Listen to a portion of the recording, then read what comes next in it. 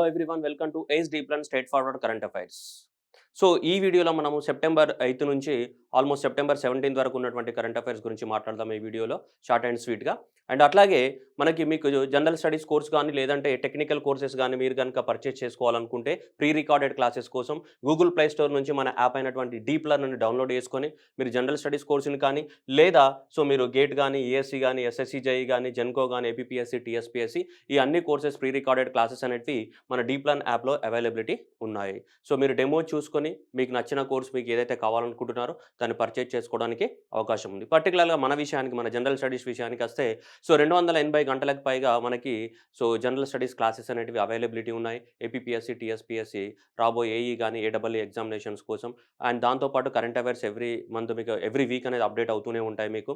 కాబట్టి ఇవన్నీ అందుబాటులో ఉన్నాయి. కాబట్టి మీకు కనుక కావాలనుకుంటే మీరు ఈ డీప్ లెర్న్ యాప్ని డౌన్లోడ్ చేసుకొని డెమోస్ అన్ని చూసుకోవడానికి అవకాశం ఉంది. Okay, thank you everyone. And as యూజువల్గా మన స్టోరీలోకి వెళ్ళిపోదాం. Himalayan day. హిమాలయన్ డే అనేది మనం ఇండియా మొత్తంలో కాకుండా జస్ట్ హిమాలయన్ స్టేట్స్ అంటే జనరల్గా ఏముంటాయి, మనకి హిమాలయ ప్రాంతాలతోటి బార్డర్ ఉన్న స్టేట్స్ని హిమాలయన్ స్టేట్స్ అంటాం. అలా చూసుకుంటే మనకి జమ్మూ కాశ్మీర్ కానీ ఉత్తరాఖండ్ కానీ మనకు ఉత్తరప్రదేశ్ కానీ బీహార్ కానీ వెస్ట్ బెంగాల్ కానీ ఆల్మోస్ట్ ఇవన్నీ కూడా north eastern part of the Arunachal Pradesh కానీ ఇలా చెప్పుకుని పోతే లిస్ట్ ఉంది. మనం ఇవన్నిట్లో ఏమంటాం హిమాలయన్ స్టేట్స్ అని చెప్తాం, ఏవైతే హిమాలయాస్కి బార్డర్లో ఉంటాయి.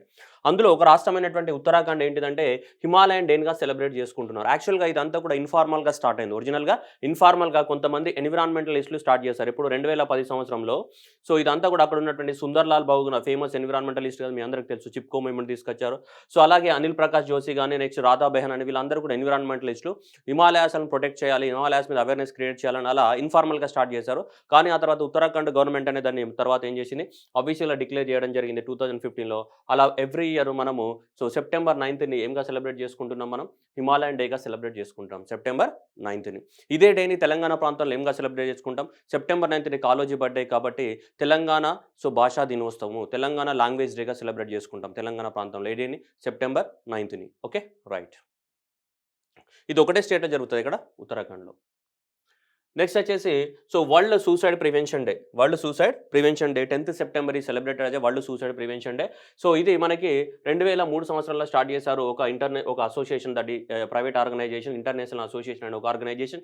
In association with the world health organization ఇలా సూసైడ్స్ని చేసుకోకూడదన్న అవేర్నెస్ కోసం అలా 2003 నుంచి ఈ డేని స్టార్ట్ చేయడం జరిగింది.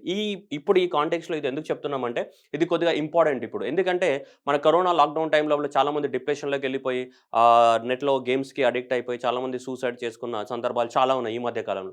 అందుకోసము ఇది ఇప్పుడు రాబోయే ఎగ్జామినేషన్లో కొంచెం ఇంపార్టెన్స్ ఉంది దీనికి. ఏది, వరల్డ్ సూసైడ్ ప్రివెన్షన్ డే. ఎందుకంటే డిప్రెషన్స్ వల్ల ఈ సూసైడ్స్ని ప్రివెంట్ చేయాల్సిన అవసరం ఉంది.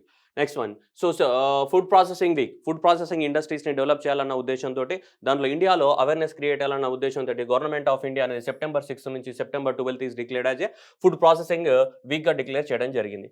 ఆ ఫుడ్ ప్రాసెసింగ్ డిక్లేర్లో భాగంగానే మనకి మధ్యప్రదేశ్లోని మొరేనాలో ఒక పెద్ద ఫుడ్ ప్రాసెసింగ్ పార్క్ని కూడా లాంచ్ చేయడం జరిగింది. ఇది రావచ్చు రాకపోవచ్చు, కానీ జస్ట్ ఇదైతే మీకు అవేర్నెస్ ఉండాలి. ఫుడ్ ప్రాసెసింగ్ వీక్ ఎందుకు, ఏదైనా ఒక డే అయినా ఏ వీక్ అయినా దేనికోసం సెలబ్రేట్ చేస్తామో దాని మీద అవేర్నెస్ క్రియేట్ చేయడానికి ప్రతిదానికి అదే ఉంటుంది. ఫుడ్ ప్రాసెసింగ్ వీక్ సెప్టెంబర్ 6 నుంచి సెప్టెంబర్ 12 వరకు. Okay, right. నెక్స్ట్ వచ్చేసి world ozone day. World ozone day మనం చిన్నప్పుడు స్కూల్లో ఉండగా ఇట్లా అంబ్రెల్లా పట్టుకొని వరల్డ్ ఓజోన్ డే రోజు ర్యాలీలు తీసినాం. చిన్నప్పుడు మన జ్ఞాపకాలు మెమరీ వేసుకోండి. అలా వెళ్తే ఎవ్రీ ఇయర్ మనం సెప్టెంబర్ 16th ఓజోన్ డేగా సెలబ్రేట్ చేసుకుంటాం. ఎందుకు సెప్టెంబర్ 16th అంటే Montreal protocol. September 16th of the 1987లో ప్రపంచంలో ఉన్నటువంటి అన్ని దేశాలన్నీ కలిసి ఒక అగ్రిమెంట్ సైన్ చేసినాయి. ఆ అగ్రిమెంట్ పేరు ఏంటిది, మాంట్రియాల్. మాంట్రియాల్ ఎక్కడుంది, మన కెనడాలో ఉన్నటువంటి ఆ మాంట్రియాల్లో సైన్ చేయడం జరిగింది కాబట్టి దీన్ని మాంట్రియాల్ ప్రోటోకాల్ అన్నాం. ఎప్పుడు, సెప్టెంబర్ 16th 1987లో. సెప్టెంబర్ 16th రోజు ఈ అగ్రిమెంట్ సైన్ చేశాం కాబట్టి అందుకోసం దాన్ని ఏమంటాం, ఓజోన్ డేగా సెలబ్రేట్ చేయాలి. అంటే ఎందుకు ఆ సెప్టెంబర్ 16కి ఓజోన్కున్న సంబంధం ఏంటిది అంటే ఈ మాంట్రియాల్ ప్రోటోకాల్ సైన్ చేసిన డే అది. అయితే మరి మాంట్రియాల్ ప్రోటోకాల్కి ఓజోన్కున్న సంబంధం ఏంటిదంటే ఈ మాంట్రియాల్ ప్రోటోకాల్ దేని గురించి చెప్తుందంటే ఓజోన్ డిప్లీటింగ్ సబ్స్టెన్సెస్ గురించి చెప్తుంది. ఏవైతే ఓజోన్కి హోల్స్ని కలిగిస్తాయో అలాంటి సబ్స్టెన్స్ని ఏం చేయాలి, మనం కంప్లీట్గా వాడకం నుంచి తీసేయాలి. This is completely dealing with what, ozone depleting substances. We call them as what, ODS అని చెప్తున్నాం. ఏమంటాం, ఓడిఎస్. వీటిని ఏం చేయాలి, కంప్లీట్గా వాడకం తగ్గించాలి. That we call phasing out or phase out. Phase out of the what or phasing out of the what complete. Ozone depleting substance. Ozone depleting substance అన్నింటిని కూడా ప్రపంచ దేశాలు అనేది వాడకాన్ని తగ్గించాలి ఆ తర్వాత పూర్తిగా బ్యాన్ చేసేయాలి, పూర్తిగా వాడకాన్ని నిర్మూలించాలన్న ఉద్దేశంతోటి మనం సెప్టెంబర్ 16th ఆఫ్ ద 1997లో మాంట్రియాల్ ప్రోటోకాల్ని సైన్ చేయడం జరిగింది. సో ఇలా మాంట్రియాల్ ప్రోటోకాల్ అనేది సెప్టెంబర్ 16th రోజు సైన్ చేసాం. దానివల్ల ఓజోన్ని కాపాడుకోవడానికి ప్రపంచ దేశాలన్నీ కూడా చర్యలు మొదలుపెట్టాయి. ఎలా? ఈ ఓజోన్ డిప్లీటింగ్ సబ్స్టెన్స్‌ని వాడకాన్ని తగ్గించి ఫైనల్‌గా మొత్తాన్ని నిర్మూలించాలి. సో దానికోసం చేసుకున్నటువంటి అగ్రిమెంట్ మాంట్రియాల్ ప్రోటోకాల్. సో అందులో భాగంగానే సెప్టెంబర్ 16th ఓజోన్ డేగా సెలబ్రేట్ చేసుకుంటాం. ఓకే. అది పక్కన పెడితే ఈ 2021 థీమ్ ఏంటిదనేది వెరీ ఇంపార్టెంట్ అమ్మ. 2021 యొక్క ఓజోన్ డే యొక్క థీమ్ అనేది మనకు అడుగుతుంటాడు. థీమ్ అనేది క్లియర్‌గా దేనికి సంబంధించింది ఇక్కడే ఉంది. Montreal protocol keeping us our food and the vaccine cool. చూడండి, Montreal protocol so keeping us our food and the vaccines are cool. So వెరైటీగా ఉంది కదా కొంచెం థీమ్.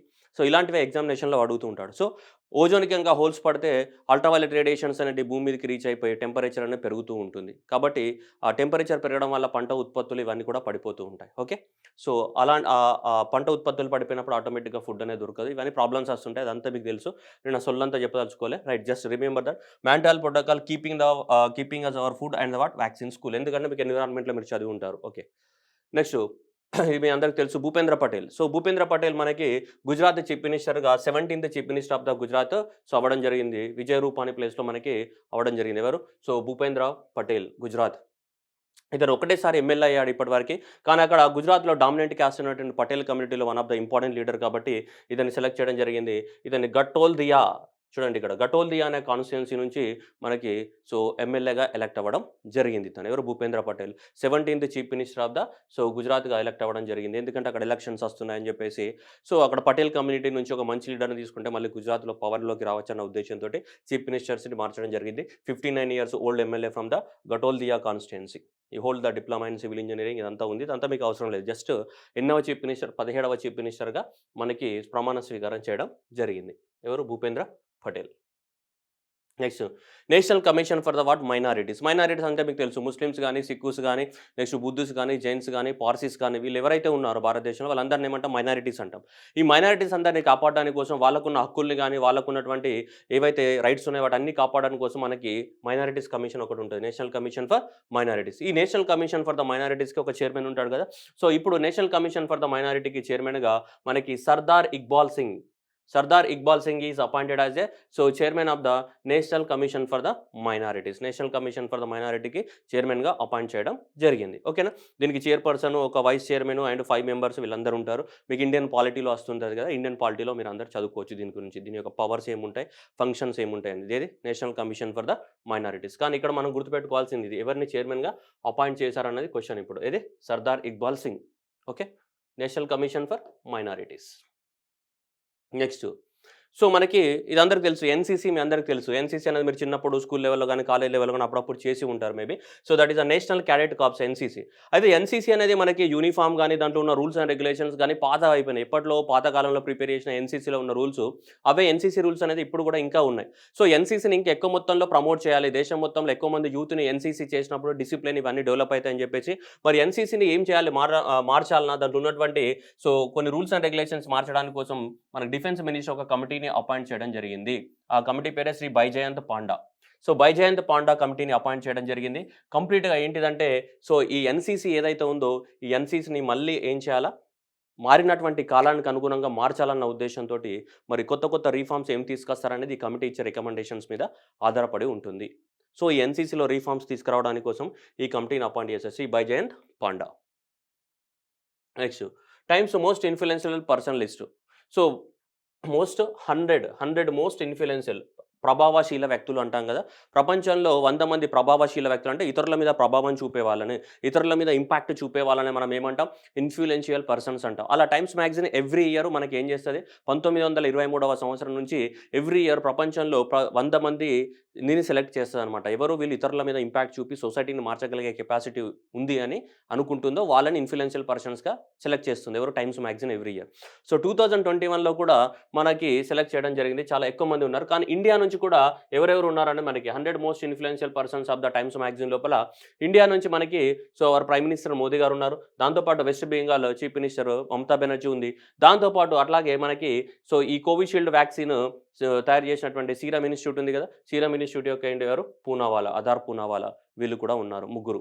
సో ఈ ముగ్గురు 100 most influential persons of the Times మ్యాగజైన్‌లో ఉన్నటువంటి ప్రపంచంలోని అత్యంత ప్రభావశీలమైన 100 వ్యక్తులలో భారతదేశం నుంచి ముగ్గురు ఉన్నారు. ఒకరు మోదీ గారు, రెండోవారు వెస్ట్ బెంగాల్ చీఫ్ మినిస్టర్ బెనర్జీ గారు, మూడోది మనకి ఎవరు సో అదార్ పూనావాలా ఎవరు మన సీరమ్ ఇన్‌స్టిట్యూట్ కోవిషీల్డ్ వ్యాక్సిన్‌కి సంబంధించిన తయారు చేశారు కదా! అతను. రైట్. ఇక నెక్స్ట్ మిగతా ప్రపంచంలో మిగతా ఎవరున్నారు అంటే ఇక అందరూ ఉంటారు. China president Xi Jinping, American president Joe Biden వీళ్ళందరూ ఎందుకంటే ఎక్కువ మందిని ఇంపాక్ట్ చేస్తారు కదా! వాళ్ళు తీసుకున్న డిసిషన్ చాలా ఎక్కువ మంది మీద ఇంపాక్ట్ చూపుతుంది. దాంతో పాటు భారతదేశంలో ముగ్గురు ప్రైమ్ మినిస్టరే ఎక్కువ మొత్తంలో ఇన్‌ఫ్లుయెన్స్ చూపినట్టు. జవహర్‌లాల్ నెహ్రూ గాని, ఇందిరా గాంధీ గాని, ఆ తర్వాత మనకి ప్రైమ్ మినిస్టర్ నరేంద్ర మోదీ గారే ఎక్కువ మంది మీద ఇన్‌ఫ్లుయెన్స్ చూపినట్టు మనకి డాటా చెప్తుంది. ఇంత మన భారతదేశానికి ఎంతమంది ప్రైమ్ మినిస్టర్‌లైనా గాని అందరూ వాళ్ళ యొక్క సో ప్రింట్‌ని చూపించలేకపోయినారు అందరి మీద. సో వాళ్ళ యొక్క బ్రాండ్ మార్క్‌ని చూపించిన ప్రైమ్ మినిస్టర్స్‌లలో జవహర్‌లాల్ నెహ్రూ, ఇందిరా గాంధీ అండ్ దాంతో పాటు మోదీయే ఎక్కువ సార్లు మనకు టైమ్స్ మ్యాగజైన్ యొక్క 100 మోస్ట్ ఇన్‌ఫ్లుయెన్షియల్ మ్యాగజైన్స్ లోపల ఇండియా నుంచి ఉన్నటువంటి ప్రైమ్ మినిస్టర్స్ వాళ్ళు ముగ్గురే. ఓకే. సో ప్రస్తుతానికి ఇది జస్ట్ ఓల్డ్ స్టోరీ. ఇది మనం గుర్తుపెట్టుకోవాలి. ముగ్గురు ఎవరు వీళ్ళు దీదీ అండ్ అక్కడ మోదీ అండ్ ఇక్కడైతే Poonawalla. Next Sansad TV. Sansad TV అంటే మనకు లోక్‌సభ ప్లస్ రాజ్యసభ 2 ఉంటాయి. మనకి లోక్‌సభలో జరిగే ప్రొసీడింగ్స్ అన్నీ కూడా లోక్‌సభ టీవీలో వస్తాయి. రాజ్యసభలో జరిగే ప్రొసీడింగ్స్ అన్నీ రాజ్యసభ టీవీలో వస్తాయి. ఇప్పుడు ఇవన్నీ ఎందుకని చెప్పేసి గవర్నమెంట్ ఆఫ్ ఇండియా ఏం చేసిందంటే లోక్‌సభ అండ్ రాజ్యసభ టీవీ ఉంటుంది కదా!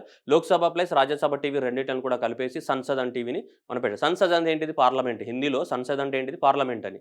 పార్లమెంట్‌లో ఏముంటాయి? లోక్‌సభ, రాజ్యసభ ఉంటాయి కదా! ప్లస్ ప్రెసిడెంట్ కూడా ఉంటాడు. ప్రెసిడెంట్‌ని పక్కన పెడితే లోక్‌సభ, రాజ్యసభలో ఉన్న టీవీలని ఏం చేసాం లోక్‌సభ, రాజ్యసభ టీవీలని రెండిట్లను కూడా మెర్జ్ చేసి ఒకటే టీవీగా చేసాం మనం. ఆ టీవీ పేరేంటిది? సంసద్ టీవీ. ఓకేనా? సో సంసద్ టీవీ అనేది మనకి స్టార్ట్ అయింది మొన్న సెప్టెంబర్. సో 15th రోజు మనకు సంసద్ టీవీ అనేది 6 PM అనేది స్టార్ట్ అయింది. ఎందుకు ఆ రోజే స్టార్ట్ అయిందంటే ఆ రోజు that is the international day of the democracy. International day of democracy కాబట్టి ఆ సంసద్ టీవీని లాంచ్ చేయడం జరిగింది. రెండు మెర్జింగ్ ఆఫ్ ద ఈ Rajya Sabha TV and Lok Sabha TV. Okay. Next ఉదాన్.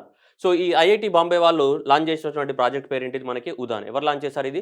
IIT Bombay. ఇప్పుడు గవర్నమెంట్ ఆఫ్ ఇండియా ఏం చేసింది బీటెక్ కోర్సుల్ని కూడా మీరు మీ యొక్క మదర్ లాంగ్వేజ్‌లో చదువుకోవచ్చని గవర్నమెంట్ ఆఫ్ ఇండియా అప్రూవల్ ఇచ్చింది. ఈ ఫినాన్షియల్ ఈ ఇయర్ నుంచి 2021 అండ్ 22 అకాడమిక్ ఇయర్ నుంచి బీటెక్ లాంటి కోర్సెస్‌ని కూడా వాళ్ళ రాష్ట్రాలలో వాళ్ళ భాషలలో మాతృభాషలలో తమిళనాడు అయితే తమిళ్ లాంగ్వేజ్‌లో మన తెలుగు రాష్ట్రాలు అయితే తెలుగు భాషలలో బీటెక్ కోర్సుల్ని కూడా లాంచ్ చేసుకోవచ్చు. అలాగే ఎంబీబీఎస్ కోర్సుల్ని కూడా లాంచ్ చేసుకోవడానికి పర్మిషన్స్ ఇవ్వడం జరిగింది. జనరల్‌గా అయితే ప్రస్తుతానికైతే బీటెక్‌కే రిస్ట్రిక్ట్ అయింది. అయితే మరి ఆ బుక్స్ కావాలి కదా! ఇంజినీరింగ్ బుక్స్ అన్నీ కూడా ఇంగ్లీష్‌లో ఉంటాయి. వాటన్నిటిని కూడా మరి తెలుగులోకి గాని తమిళ్‌లోకి కావాలంటే చాలా కష్టం కదా! అలా మనకి ఏవైతే ఇంగ్లీష్ మీడియంలో ఉన్నటువంటి ఇంజినీరింగ్ రిలేటెడ్ బుక్స్ ఉన్నాయో వాటన్నిటిలో కూడా రీజనల్ లాంగ్వేజ్‌లోకి ట్రాన్స్‌లేట్ చేయడానికి through the artificial intelligence. Artificial intelligence ద్వారా అవి ఇంగ్లీష్‌లో ఉన్న బుక్స్‌ని ఆ రీజనల్ లాంగ్వేజ్‌లోకి ట్రాన్స్‌లేట్ చేయడానికి సపోజ్ ఇంగ్లీష్ టు తెలుగు లేదంటే English to Tamil, English to Malayalam ఇలా ఆర్టిఫిషియల్ ఇంటెలిజెన్స్ ద్వారా సో మనకి రీజనల్ లాంగ్వేజ్‌లోకి ట్రాన్స్‌లేట్ చేయడానికి కోసము ఐఐటీ బాంబే వాళ్ళు ఒక ప్రాజెక్ట్‌ను మొదలుపెట్టారు.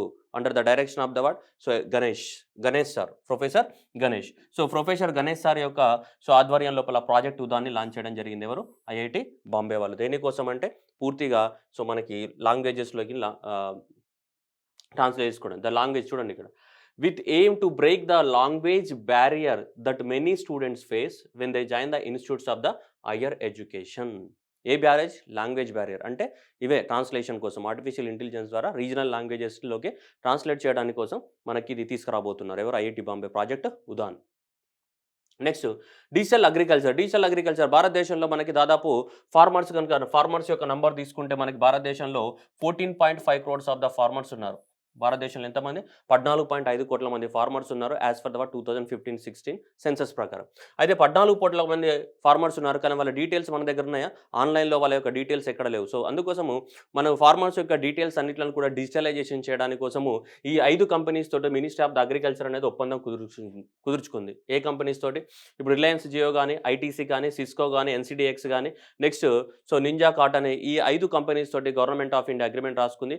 ఏవైతే ఫార్మర్స్ యొక్క డీటెయిల్స్ ఉన్నాయో ఆ ఫార్మర్స్ ఎంత 5.5 కోట్ల మంది 5.5 క్రోర్స్ ఆఫ్ ద ఫార్మర్స్ ఉన్నారు కదా, వీళ్ళ యొక్క డీటెయిల్స్ అన్ని కూడా ఆన్లైన్లో ఏం చేయాలి, డేటాబేస్ తయారు చేయాలి. మొత్తానికి భారతదేశంలో అయితే 14.5 క్రోర్స్ ఫార్మర్స్ ఉన్నారు. దీంట్లో 5.5 కోట్ల మంది యొక్క డాటా అనేది మనం ఫస్ట్ డిజిటలైజేషన్ చేయబోతున్నాం. ఈ 5.5 కోట్ల మంది డాటాని ఈ 5 కంపెనీస్ అనేటివి సో డాటా కలెక్ట్ చేసి వాళ్ళు ఏ ప్రాంతంలో ఉంటున్నారు, ఎన్ని ఎకరాల భూమి ఉంది, ఆ పర్సన్ యొక్క ఫోటో ఏంటిది, ఏ ప్రాంతంలో ఉంది, ఇవన్నీ సర్వే నెంబరు ఎంత ఉంటుంది డేటా అవంతా కూడా వాళ్ళు అప్లోడ్ చేస్తారు. ఒక డేటాబేస్ ప్రిపేర్ చేస్తున్నాం. దాన్ని ఏమంటున్నాం మనం, డిజిటల్ అగ్రికల్చర్ అని పేరు పెడుతున్నాం. ఓకే, నెక్స్ట్ వచ్చి UPI and the pay now. So UPI అనేది మనకి మీ అందరికీ తెలుసు, మీరు అందరూ కూడా మొబైల్ వాడుతున్నారు కాబట్టి యూనిఫైడ్ పేమెంట్ ఇంటర్ఫేస్ అని మీ అందరికీ తెలుసు.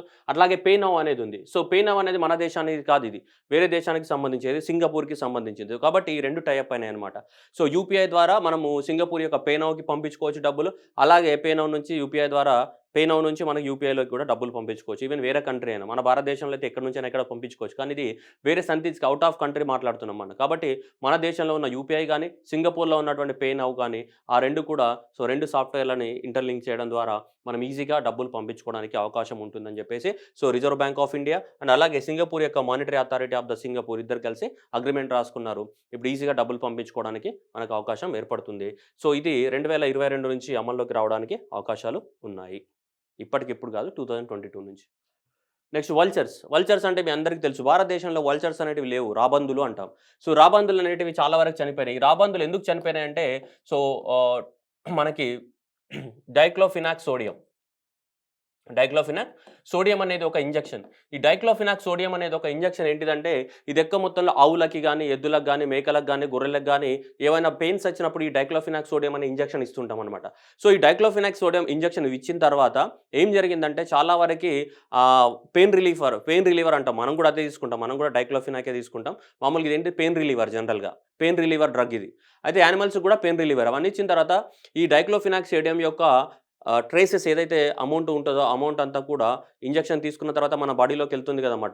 డ్రగ్ మన బాడీలోకి వెళ్ళిన తర్వాత ఏదో ఆ బాడీలో డ్రగ్ మొత్తం కూడా డిజాల్వ్ అవ్వదు, ఎంతో కొంత మన బాడీలో డ్రగ్ మిగిలే ఉంటుంది. అలా ప్రతి యానిమల్ బాడీలో ఏ యానిమల్స్కి అయితే మనం డైక్లోఫినాక్ సోడియం అనే ఇంజెక్షన్ ఇచ్చామో అలాంటి యానిమల్స్లలో కొద్ది అమౌంట్ లోపల డైక్లోఫినాక్ సోడియం అనేది వాళ్ళ బాడీలో అలానే మిగిలిపోయింది. అయితే ఆ ఎద్దు కానీ ఆవు కానీ చనిపోయిన తర్వాత ఆ డెడ్ బాడీని కనుక రాబందులు తింటే ఆ రాబందుల బాడీలోకి కూడా ఏమైంది, ఈ డైక్లోఫినాక్ సోడియం అనేది ఎంటర్ అయింది. ఎందుకు, తినడం ద్వారా, ఫుడ్ చైన్ ద్వారా. సో అలా చనిపోయిన ఆవులు, గేదెలు, మేకలు ఇలాంటి వాటి నుంచి మనకు డైక్లోఫినాక్ సోడియం అనే రాబందుల యొక్క బాడీలోకి ఎంటర్ అయ్యి భారతదేశంలో రాబందులన్నీ అంతరించిపోయినాయి. దాదాపు ఇప్పుడు చాలా తక్కువ, 150 నుంచి 200, 300 వరకే ఉన్నాయి తప్ప ఇవి రాబందులు అనేటివి భారతదేశంలో లేవు. అందుకోసం రాబందులను పెంచడానికి కోసం గవర్నమెంట్ చాలా చర్యలు తీసుకుంటుంది. ఎందుకంటే 1990కి ముందు చాలా రాబందులు ఉండే, 1990 తర్వాత డ్రాస్టిక్గా పడిపోయినాయి వల్చర్స్ పాపులేషన్ అనేది. ఎందుకంటే usage of the what diclofenac sodium in the what veterinary use కోసం ఇది వాడడం వల్ల. సో అందుకోసం మనకు సో ఇక్కడ అక్టోబర్ 2020లో మనకి హర్యానాలోని ఒక సెంటర్లో కొన్ని ఈ వల్చర్స్ ఉన్నాయి కదా, ఈ వల్చర్స్ని మనకి ఏం చేశారంటే బ్రీడింగ్ చేయడం జరిగింది, conservation for the first time in India from the ఇక్కడ చూడండి Jatayu conservation and the breeding centre. Jatayu conservation breeding centre ఎక్కడ ఉంది, మనకి హర్యానాలో ఉంది. ఎక్కడ, at the what Bir Shikargah wildlife sanctuary in the Shivalik range of the Himalayan foothills of the Haryana Pinjore. So హర్యానాలో ఉన్నటువంటి ఏంటిది, so Jatayu conservation and the breeding centre అనేది ఉంది. ఓకే, ఇక్కడ కొన్ని వల్చర్స్ని పెంచారనమాట. పెంచి వాటిని ఆ చుట్టుపక్కల ప్రాంతాల్లో ఏం చేశారు, వదిలేయడం జరిగింది. ఆ వదిలేసినా కానీ వాటి పాపులేషన్ అనేది అంత పెద్దగా పెరిగినట్టు ఏమీ లేవన్నమాట. ఎందుకు ఇది న్యూస్లో ఉందంటే అక్కడ కొన్ని బ్రీడింగ్ సెంటర్స్లలో వీటిని వల్చర్స్ని పెంచి వదిలినా కానీ వాటి పాపులేషన్ అనేది అంత పెద్దగా ఇంక్రీజ్ అవ్వలేదు. అందుకోసం అది న్యూస్లో ఉంది జనరల్గా. కాబట్టి ఎగ్జామినేషన్లో నిన్ను అడిగే స్టోరీ ఏంటంటే ఏది Jatayu conservation and the breeding centre ఎక్కడ ఉందంటే సో హర్యానాస్లో ఉంది మనకి, అది గుర్తుపెట్టుకోవాలి. Next India rankings 2021. సో ఏది మనకి national institute of the rankings framework ఉంటుంది, NIRF ర్యాంక్స్ అంటాం కదా. సో ఇండియాలో ఏ ఇన్స్టిట్యూషన్ అనేది, ఏ ఎడ్యుకేషనల్ ఇన్స్టిట్యూట్ అనేది బాగా పర్ఫామ్ చేస్తుంది అనేది ఏది, NIRF national institute of the what rankings లోపల ఏది బాగా పర్ఫామ్ చేస్తుంది అనేది మీరు గుర్తుపెట్టుకోవాలి. ఓకేనా. సో ఇందులో దాదాపు ఇదంతా కూడా బైహార్ట్ చేయాలమ్మా, మీరు వేరే ఆప్షన్ లేదు మీకు, ఇదంతా కూడా కంప్లీట్గా బైహార్ట్ చేయాల్సిందే. సో ఓవరాల్గా అన్ని Indian institute of the technology Madras అనేది ఫస్ట్ పొజిషన్లో రీచ్ చేసింది. దేంట్లో మొత్తం ఇంజినీరింగ్ కేటగిరీలో గానీ, ఓవరాల్‌గా గానీ, భారతదేశంలో ఉన్నటువంటి కాలేజెస్, మెడికల్ కాలేజెస్ గానీ, యూనివర్సిటీస్ గానీ అన్నీ తీసుకున్నా ఓవరాల్ కాలేజీలలో, ఓవరాల్ ర్యాంకింగ్‌లలో గూడా ఐఐటీ మద్రాస్ నంబర్ 1 ప్లస్ ఇంజినీరింగ్‌లో కూడా నంబర్ 1. ఓకే. రెండిట్లలో ఓవరాల్‌గా ప్లస్ ఇంజినీరింగ్ ఎడ్యుకేషన్‌లో అదే నంబర్ 1. ఇంకా మిగతా కోర్సెస్ ఉంటాయి కదా! డెంటల్ కోర్సెస్, ఎంబీబీఎస్ కోర్సెస్, ఐఐఎంలు ఇవన్నీ తీసుకున్నా గానీ ఓవరాల్‌గా కూడా ఐఐటీ మద్రాసే టాప్. ఇండియాలో టాప్ ఇన్‌స్టిట్యూషన్ ఇదే. ఏది? ఐఐటీ మద్రాస్. నెక్స్ట్ మనకి రీసెర్చ్ అండ్ డెవలప్‌మెంట్‌లో గనుక చూసుకుంటే ఇది ఒకటే ఉంటది. ఇండియాలో ఎక్కువ మొత్తం రీసెర్చ్ అండ్ డెవలప్‌మెంట్‌ని ప్రమోట్ చేసేవాళ్ళు ఎవరు? Indian institute of the sciences Bengaluru అనేది రీసెర్చ్ అండ్ డెవలప్‌మెంట్ ఏంటిది? ఒకటో ర్యాంక్‌లో ఉంది. అట్లాగే ఐఐఎంలో మనకి సో, ఈ క్యాట్ రాసే ఎగ్జామ్‌లో పోతూ ఉంటారు గదా! వాళ్ళకి సంబంధించి వాళ్ళే ఉన్నారు. ఏది మేనేజ్మెంట్ కోర్సులలో ఐఐఎం అహ్మదాబాద్. ఇక నెక్స్ట్ మెడికల్ కోర్సులో ఎవరుంటారు? వాళ్ళే ఉంటారు. ఎవరు? ఎయిమ్స్ ఢిల్లీనే ఉంటుంది. మెడికల్ కోర్స్‌లో నంబర్ 1 ఎందుకంటే టాప్ ఇన్‌స్టిట్యూట్స్ ఇవే కదమ్మా! ఇంకా వాళ్ళే ఉంటారు. ఇంకెవడు ఉంటాడు చెప్పు? అట్లా ఉంటాయి. కాబట్టి ఎగ్జామినేషన్‌లో ఇవి ఎవడు అడగడు నిన్ను. ఎందుకంటే ఇవి అందరికి తెలుసు. ప్రతి సంవత్సరం ఐఐసీ బెంగుళూరే ఉంటది. మేనేజ్మెంట్‌లో ఐఐఎం అహ్మదాబాదే ఉంటది. నెక్స్ట్ సైన్స్‌లో మెడిసిన్‌కొచ్చేస్తే all India institute of medical sciences ఢిల్లీయే ఉంటది ఎయిమ్స్. కాబట్టి ఈ క్వెషన్స్ అనేది ఇంపార్టెంట్ కాబట్టి ఇది ఇంపార్టెంట్. ఓవరాల్‌గా గానీ ఇంజినీరింగ్ కోర్సులో ఐఐటీ మద్రాస్ ఇంపార్టెంట్. నెక్స్ట్ ఫార్మసీకి సంబంధించి. ఫార్మసీ ఎడ్యుకేషన్‌కి సంబంధించే జామియా హర్మద్ ఇది ఢిల్లీలో ఉంటుంది మనకి. ఇది కూడా కాన్సిక్యూటివ్‌గా థర్డ్ మనకి టాప్‌లో ఉంది. ఇండియాలో సో, టాప్ నంబర్ 1 ర్యాంక్‌లో. దేనికి సంబంధించి? ఫార్మసీ ఎడ్యుకేషన్‌కి సంబంధించి. Next Miranda college is the first position among the colleges. Normal college తీసుకున్నామనుకో డిగ్రీ కాలేజీలు అలాంటి కాలేజెస్ ఉంటాయి కదా! ఈ కాలేజీలలో తీసుకుంటే నార్మల్ కాలేజీలలో మిరిండా కాలేజ్ ఢిల్లీ అనేది ఫస్ట్ ప్లేస్‌లో ఉంది. అట్లాగే ఆర్కిటెక్చర్‌కి సంబంధించి ఆర్కిటెక్చర్ గురించి చదువుతారు కదా! సో, ఈ ఆర్కిటెక్చర్‌కి సంబంధించి ఐఐటీ రూర్కీ అనేది ఫస్ట్ ప్లేస్‌లో ఉంది. అట్లాగే లా ఎడ్యుకేషన్‌లో తీసుకుంటే మనకి నల్సార్ బెంగుళూరులో సో, ఫస్ట్ ప్లేస్‌లో ఉంది. ఓకే. నెక్స్ట్ అట్లాగే so, colleges in the Delhi will dominate in the ర్యాంకింగ్‌లో చాలా వరకు ఢిల్లీలో ఉన్నాడే ఎక్కువ మొత్తంలో ర్యాంక్స్‌ని డామినేట్ చేయడం జరిగింది. అట్లాగే Manipal college of the dental సైన్సెస్‌లో మనకి మణిపాల్ కాలేజ్ వాళ్ళు ఫస్ట్ ప్లేస్‌లో ఉన్నారు. అట్లాగే ఎక్కువ మొత్తంలో కాలేజెస్ అన్నీ కూడా ఢిల్లీ నుంచే ఉన్నాయి maximum. Okay. Right. Next IIT Hyderabad చూసుకుంటే ఐఐటీలలో ఎందుంది మనకి థర్డ్ ప్లేస్‌లో ఉంది. ఎయిత్ ప్లేస్‌లో ఉంది. ఏది? ఐఐటీ హైదరాబాద్. ఓకే. ఐఐటీస్‌లలో ఫస్ట్ ప్లేస్ ఏది? మద్రాసే కదా! ఐఐటీ మద్రాస్. ఓవరాల్‌గా కూడా ఐఐటీ మద్రాస్. ఇంజినీరింగ్‌లో ఐఐటీ మద్రాస్. మెడిసిన్‌లో ఎయిమ్స్. మేనేజ్మెంట్‌లో ఐఐఎం అహ్మదాబాద్. లాలో నల్సార్ బెంగళూరు. ఓకే. సో, అది గుర్తు. ఓవరాల్‌గా అయితే Mirinda college. Okay. Jamia college దేనికి? ఫార్మసీకి. ఓకే. సో, ఇవన్నీ కూడా సో, ఈ ర్యాంకింగ్స్ అనమాట. National institute of the ranking framework ప్రకారం. సో, ఎవ్రీ ఇయర్ ర్యాంకింగ్స్ ఇస్తుంటారు మనకి గ్రేడ్స్ ప్రకారం. ఇండియాలో టాప్ కాలేజెస్ ఇవి. ఖచ్చితంగా ఎగ్జామినేషన్‌లో క్వెషన్ రావడానికి ఛాన్సెస్ ఉన్నాయి. మ్యాచ్ ద ఫాలోయింగ్ అని అవ్వడానికి ఛాన్స్ ఉంది. Okay. Next permanent exemption from the bill for the NEET. Tamil Nadu government ఏం చేసిందంటే, ఈ ఎంబీబీఎస్ కోర్సుల కోసము మనం అడ్మిషన్‌లు తీసుకోవాలంటే, భారతదేశం మొత్తంలో కండక్ట్ చేస్తున్నటువంటి ఏంటిది నీట్ ఎగ్జామ్‌ని రాయాల్సి ఉంటుంది. 12థ్ స్టాండర్డ్ వాళ్ళంతా కూడా ఎంబీబీఎస్ కోర్సులోకి ఆల్ ఇండియా వైస్ ఎగ్జామ్ పేరేంటిది నీట్ ఎగ్జామ్ రాయాల్సి ఉంటుంది. ఇప్పుడు మీరేం రాస్తారమ్మా ఐఐటీలు గాని ఇవన్నీ రాస్తుంటారు. జేఈఈ, ఐఐటీ జేఈఈ మెయిన్స్ రాస్తుంటారు కదా! అట్లాగే ఎంబీబీఎస్ వాళ్ళు నీట్ ఎగ్జామ్ రాయాలి. కానీ తమిళనాడు గవర్నమెంట్ ఏం చేసిందంటే, నీట్ ఎగ్జామ్ మా రాష్ట్రంలో కండక్ట్ చేయబోము. మా రాష్ట్రంలో ఉన్న స్టూడెంట్స్‌కి నీట్ ఎగ్జామ్ అవసరం లేదని చెప్పేసి బిల్‌ని పాస్ చేయడం జరిగింది కంప్లీట్‌గా. ఏమంటారు Tamil Nadu government is NEET postpone చేయమని అప్పట్లో వాళ్ళే చెప్పారు. ఎందుకంటే నీట్ అనేది సో, పూర్తిగా ఏంటిది మనకి ఇంగ్లీష్‌లో జరుగుతుంది ఎగ్జామ్ అనేది. ఈ మధ్య కాలంలో రీజనల్ లాంగ్వేజ్‌లో కూడా జరుగుతుంది. కానీ ఎనీవే సో, మా రాష్ట్రంలో ఉన్నటువంటి స్టూడెంట్స్‌కి సమన్యాయం జరగదు. సోషల్ జస్టిస్ అనేది జరగదు. మా రాష్ట్రంలో ఉన్న ఎంబీబీఎస్ సీట్లని వేరే రాష్ట్రం వాళ్ళొచ్చి ఇక్కడ ఆక్యుపై చేసుకుంటారు అని చెప్పేసి తమిళనాడు గవర్నమెంట్ ఫీల్ అయిపోయి, సో, మా రాష్ట్రం లోపల నీట్ అనేది ఏదైతే ఉందో, సో, మా రాష్ట్రంలో మేము నీట్ ఎగ్జామ్‌ని అలో చేయము. సో, మా ఎగ్జామ్ మేమే పెట్టుకుంటామని చెప్పేసి ఇంటర్మీడియేట్ మార్క్స్ ప్రకారంగా వాటిని నార్మలైజేషన్ చేసి ఎంబీబీఎస్‌లో సీట్లు అలొకేట్ చేస్తారంట ఈ రాష్ట్రంలో. So, that is the permanent exemption bill for the NEET exemption for the medical aspirants. Okay. ఇంక వాళ్ళు నీట్ రాయరు. నీట్ రాయకుండా ఇంక వాళ్ళ స్టేట్ రూల్స్ ప్రకారం వాళ్ళేదో ఫ్రేమ్ చేసుకొని ఎంబీబీఎస్ సీట్లు అలొకేట్ చేసుకుంటారు. మన రాష్ట్రాలలో నీటు, ఎంసెట్ ఏడుంది ఇప్పుడు నీటే అయినాయి మొత్తం. Okay. Next Tamil Nadu makes the word temple and grabbing. ఈ తమిళనాడులో ఎవరైతే టెంపుల్ ల్యాండ్‌ని ఆక్యుపై చేసుకుంటారో, కబ్జాలు చేసుకుంటారో అదంతా కూడా ఏంటిది నాన్ బెయిలబుల్ ఆఫెన్స్‌గా డిక్లేర్ చేయడం జరిగింది. Cognisable and non bailable. Cognisable అన్నా, నాన్ బెయిలబుల్ అన్నా ఒకటే. ఎవరైతే టెంపుల్ యొక్క దేవుడి యొక్క ల్యాండ్స్ ఉంటాయో వాటిని ఎవరైతే ఆక్యుపై చేసుకుంటారో అలాంటి వాటన్నిట్లను కూడా పూర్తిగా ఏం చేశారు వీళ్ళు సో, అలా చేస్తే నాన్ బెయిలబుల్‌గా డిక్లేర్ చేయడం జరిగింది. సో, ఇది ఖచ్చితంగా ఇంపార్టెంట్ క్వెషనే. బెయిల్ రాదన్నమాట నీకు. Okay. According to the endowments act 1959 ప్రకారం. సో, తమిళనాడు రెండిట్ల కోసం న్యూస్‌లో ఉంది. ఏది? Permanent exemption bill for the what? NEET. ఆ రాష్ట్రంలో ఇది రాయలు. నెక్స్ట్ ఇదొకటి. లాస్ట్ కరెంట్ అఫైర్స్‌లో ఏం చెప్తాం? Right to sit. కూర్చోవడం కూడా వాళ్ళ అక్కని కూడా బిల్ ఇంట్రొడ్యూస్ చేశారు. మనం చదివాం. గుర్తుందో లేదో మీకు. ఓకే. రైట్. నెక్స్ట్ వచ్చేసి నేషనల్ డిజిటల్ ఎడ్యుకేషనల్ ఆర్కిటెక్చర్. ఇప్పుడంతా కూడా నేషనల్ అంతా కూడా ఆన్‌లైన్‌లో ఎడ్యుకేషన్ అనేది రావడం జరిగింది పూర్తిగా.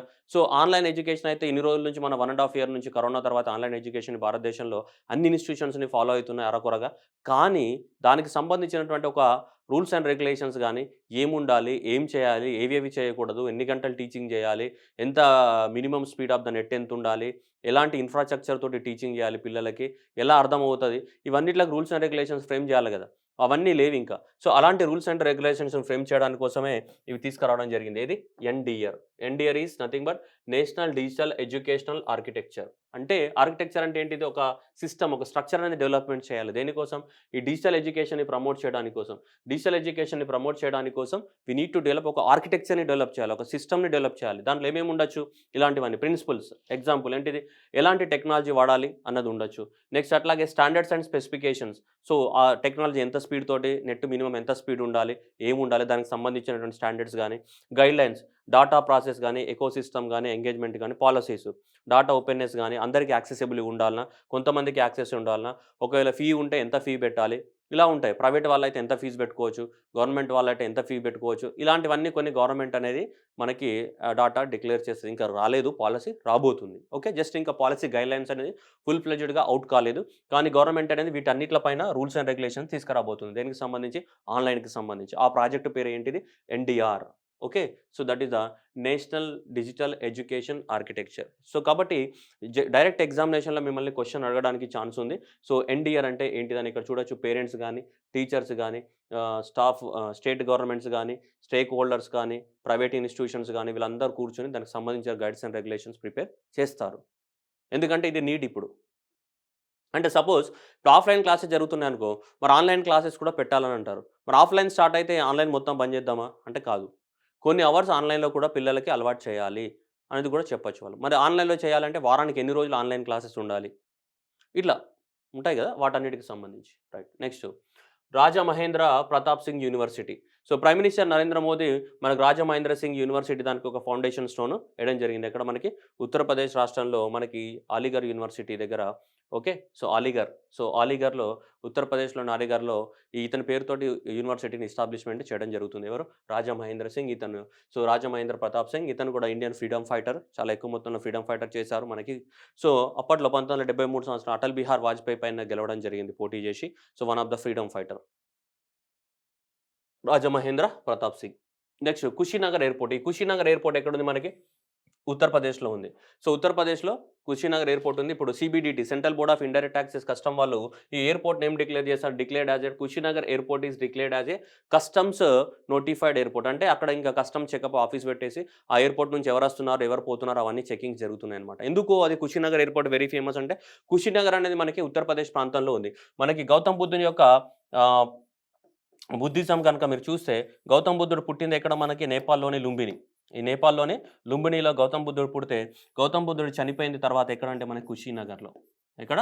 సో, కుషినగర్ ఉత్తరప్రదేశ్‌లోని కుషినగర్‌లో గౌతమ్ బుద్ధుని యొక్క డెత్ ప్లేస్. అందుకోసము చాలామంది ఇంటర్నేషనల్ టూరిస్టులు కూడా ఈ ఉత్తరప్రదేశ్‌లోని కుషినగర్‌ని విజిట్ చేయడానికి వస్తూ ఉంటారు. ఎక్కువ మొత్తంలో ఈ కంబోడియా, లావోసు, వియత్నాము ఈ దేశాలున్నాయి గదా!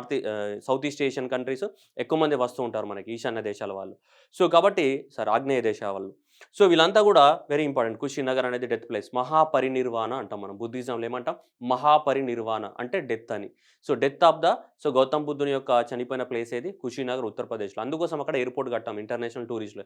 ఇంటర్నేషనల్ టూరిస్టుల కోసం ఎయిర్‌పోర్ట్ కట్టాం. దాంతో పాటు ఇప్పుడు వాళ్ళు మరేమన్నా ఇల్లీగల్‌గా స్మగ్లింగ్ చేయొచ్చు గదా!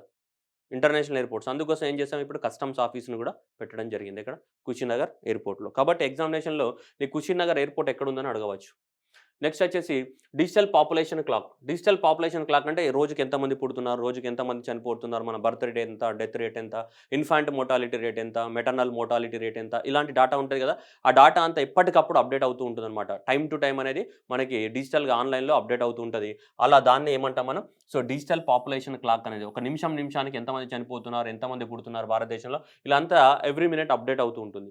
సో, అలాంటి దాని పేరు ఏంటిది మనకి డిజిటల్ పాపులేషన్ క్లాక్. ఎవరు? So, this is the so, మనకి హెల్త్ అండ్ ఫ్యామిలీ మినిస్ట్రీ వాళ్ళు లాంచ్ చేయడం జరిగింది. ఎక్కడ ఉంది దీని లొకేషన్?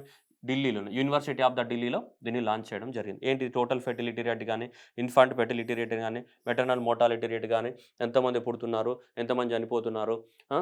అది. అవన్నీ అప్డేట్ అవుతూ ఉంటాయి. దీంట్లో ఇది digital population clock university of the Delhi. ఓకేనా? Next urban planning capacity in India. ఈ రిపోర్ట్ అనేది రీసెంట్‌గా నీతి ఆయోగ్ రిలీజ్ చేయడం జరిగింది. భారతదేశంలో ఉన్నటువంటి అర్బన్ ఏరియాస్ ఏవైతే ఉన్నాయో పట్టణాలలో ఎలాంటి రిఫార్మ్స్ తీసుకురావాలి, మరి అవి నివసించడానికి వీలుగా ఉండాలి అంటే లివబుల్ సిటీస్ లాగా ఉండాలి అంటే మరి అక్కడ మనకేమంటారు ఎన్విరాన్మెంట్ అనేది చాలా క్లియర్‌గా ఉండాలి. అప్పుడే ఆ సిటీలలో మనం నివసించొచ్చు. లేదంటే డ్రైనేజ్ ఆన్ రోడ్ మీద ఉంటది. లేదంటే బాగా ఎండలు కొడుతుంటాయి. ఎలాంటి చెట్లు ఉండవు. సరైన డ్రింకింగ్ వాటర్ ఉండదు. సరైన రోడ్లు ఉండవు. ఇలా ఉంటే అక్కడ ఆ సిటీ అనేది నివసించడానికి వీలుగా ఉండదు.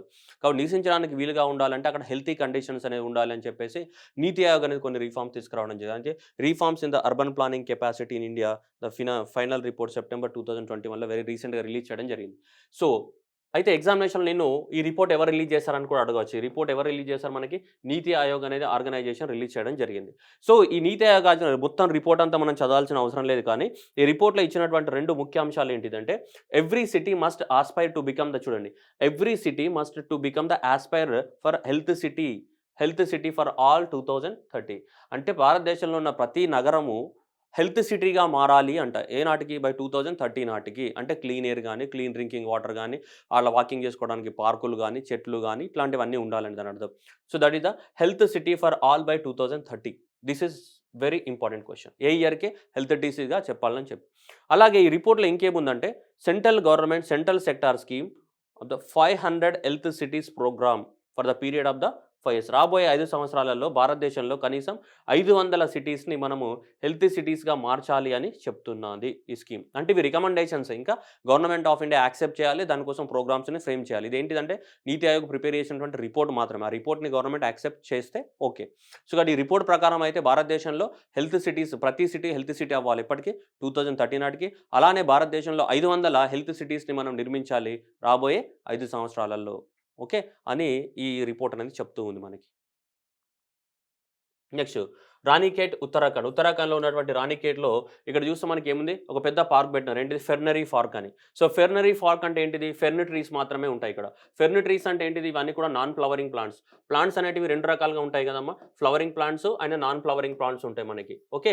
ఫానెరోగ్రామ్స్ అండ్ ద క్రిప్టోగ్రామ్స్ అంటాం మనం. ఓకే. ఫానెరోగ్రామ్స్ అంటే ఫ్లవరింగ్ ప్లాంట్స్, క్రిప్టోగ్రామ్స్ అంటే నాన్ ఫ్లవరింగ్ అని చెప్తుంటాం మనం. Okay. So that is the fern is what non flowering plants ఇవన్నీ కూడా. ఫెర్న్స్ ఏవైతే ఉన్నాయో ఈ ఫెర్న్స్ అనేటివి ఏంటి మనకి? నాన్ ఫ్లవరింగ్ ప్లాంట్స్ ఇవన్నీ కూడా. ఓకే.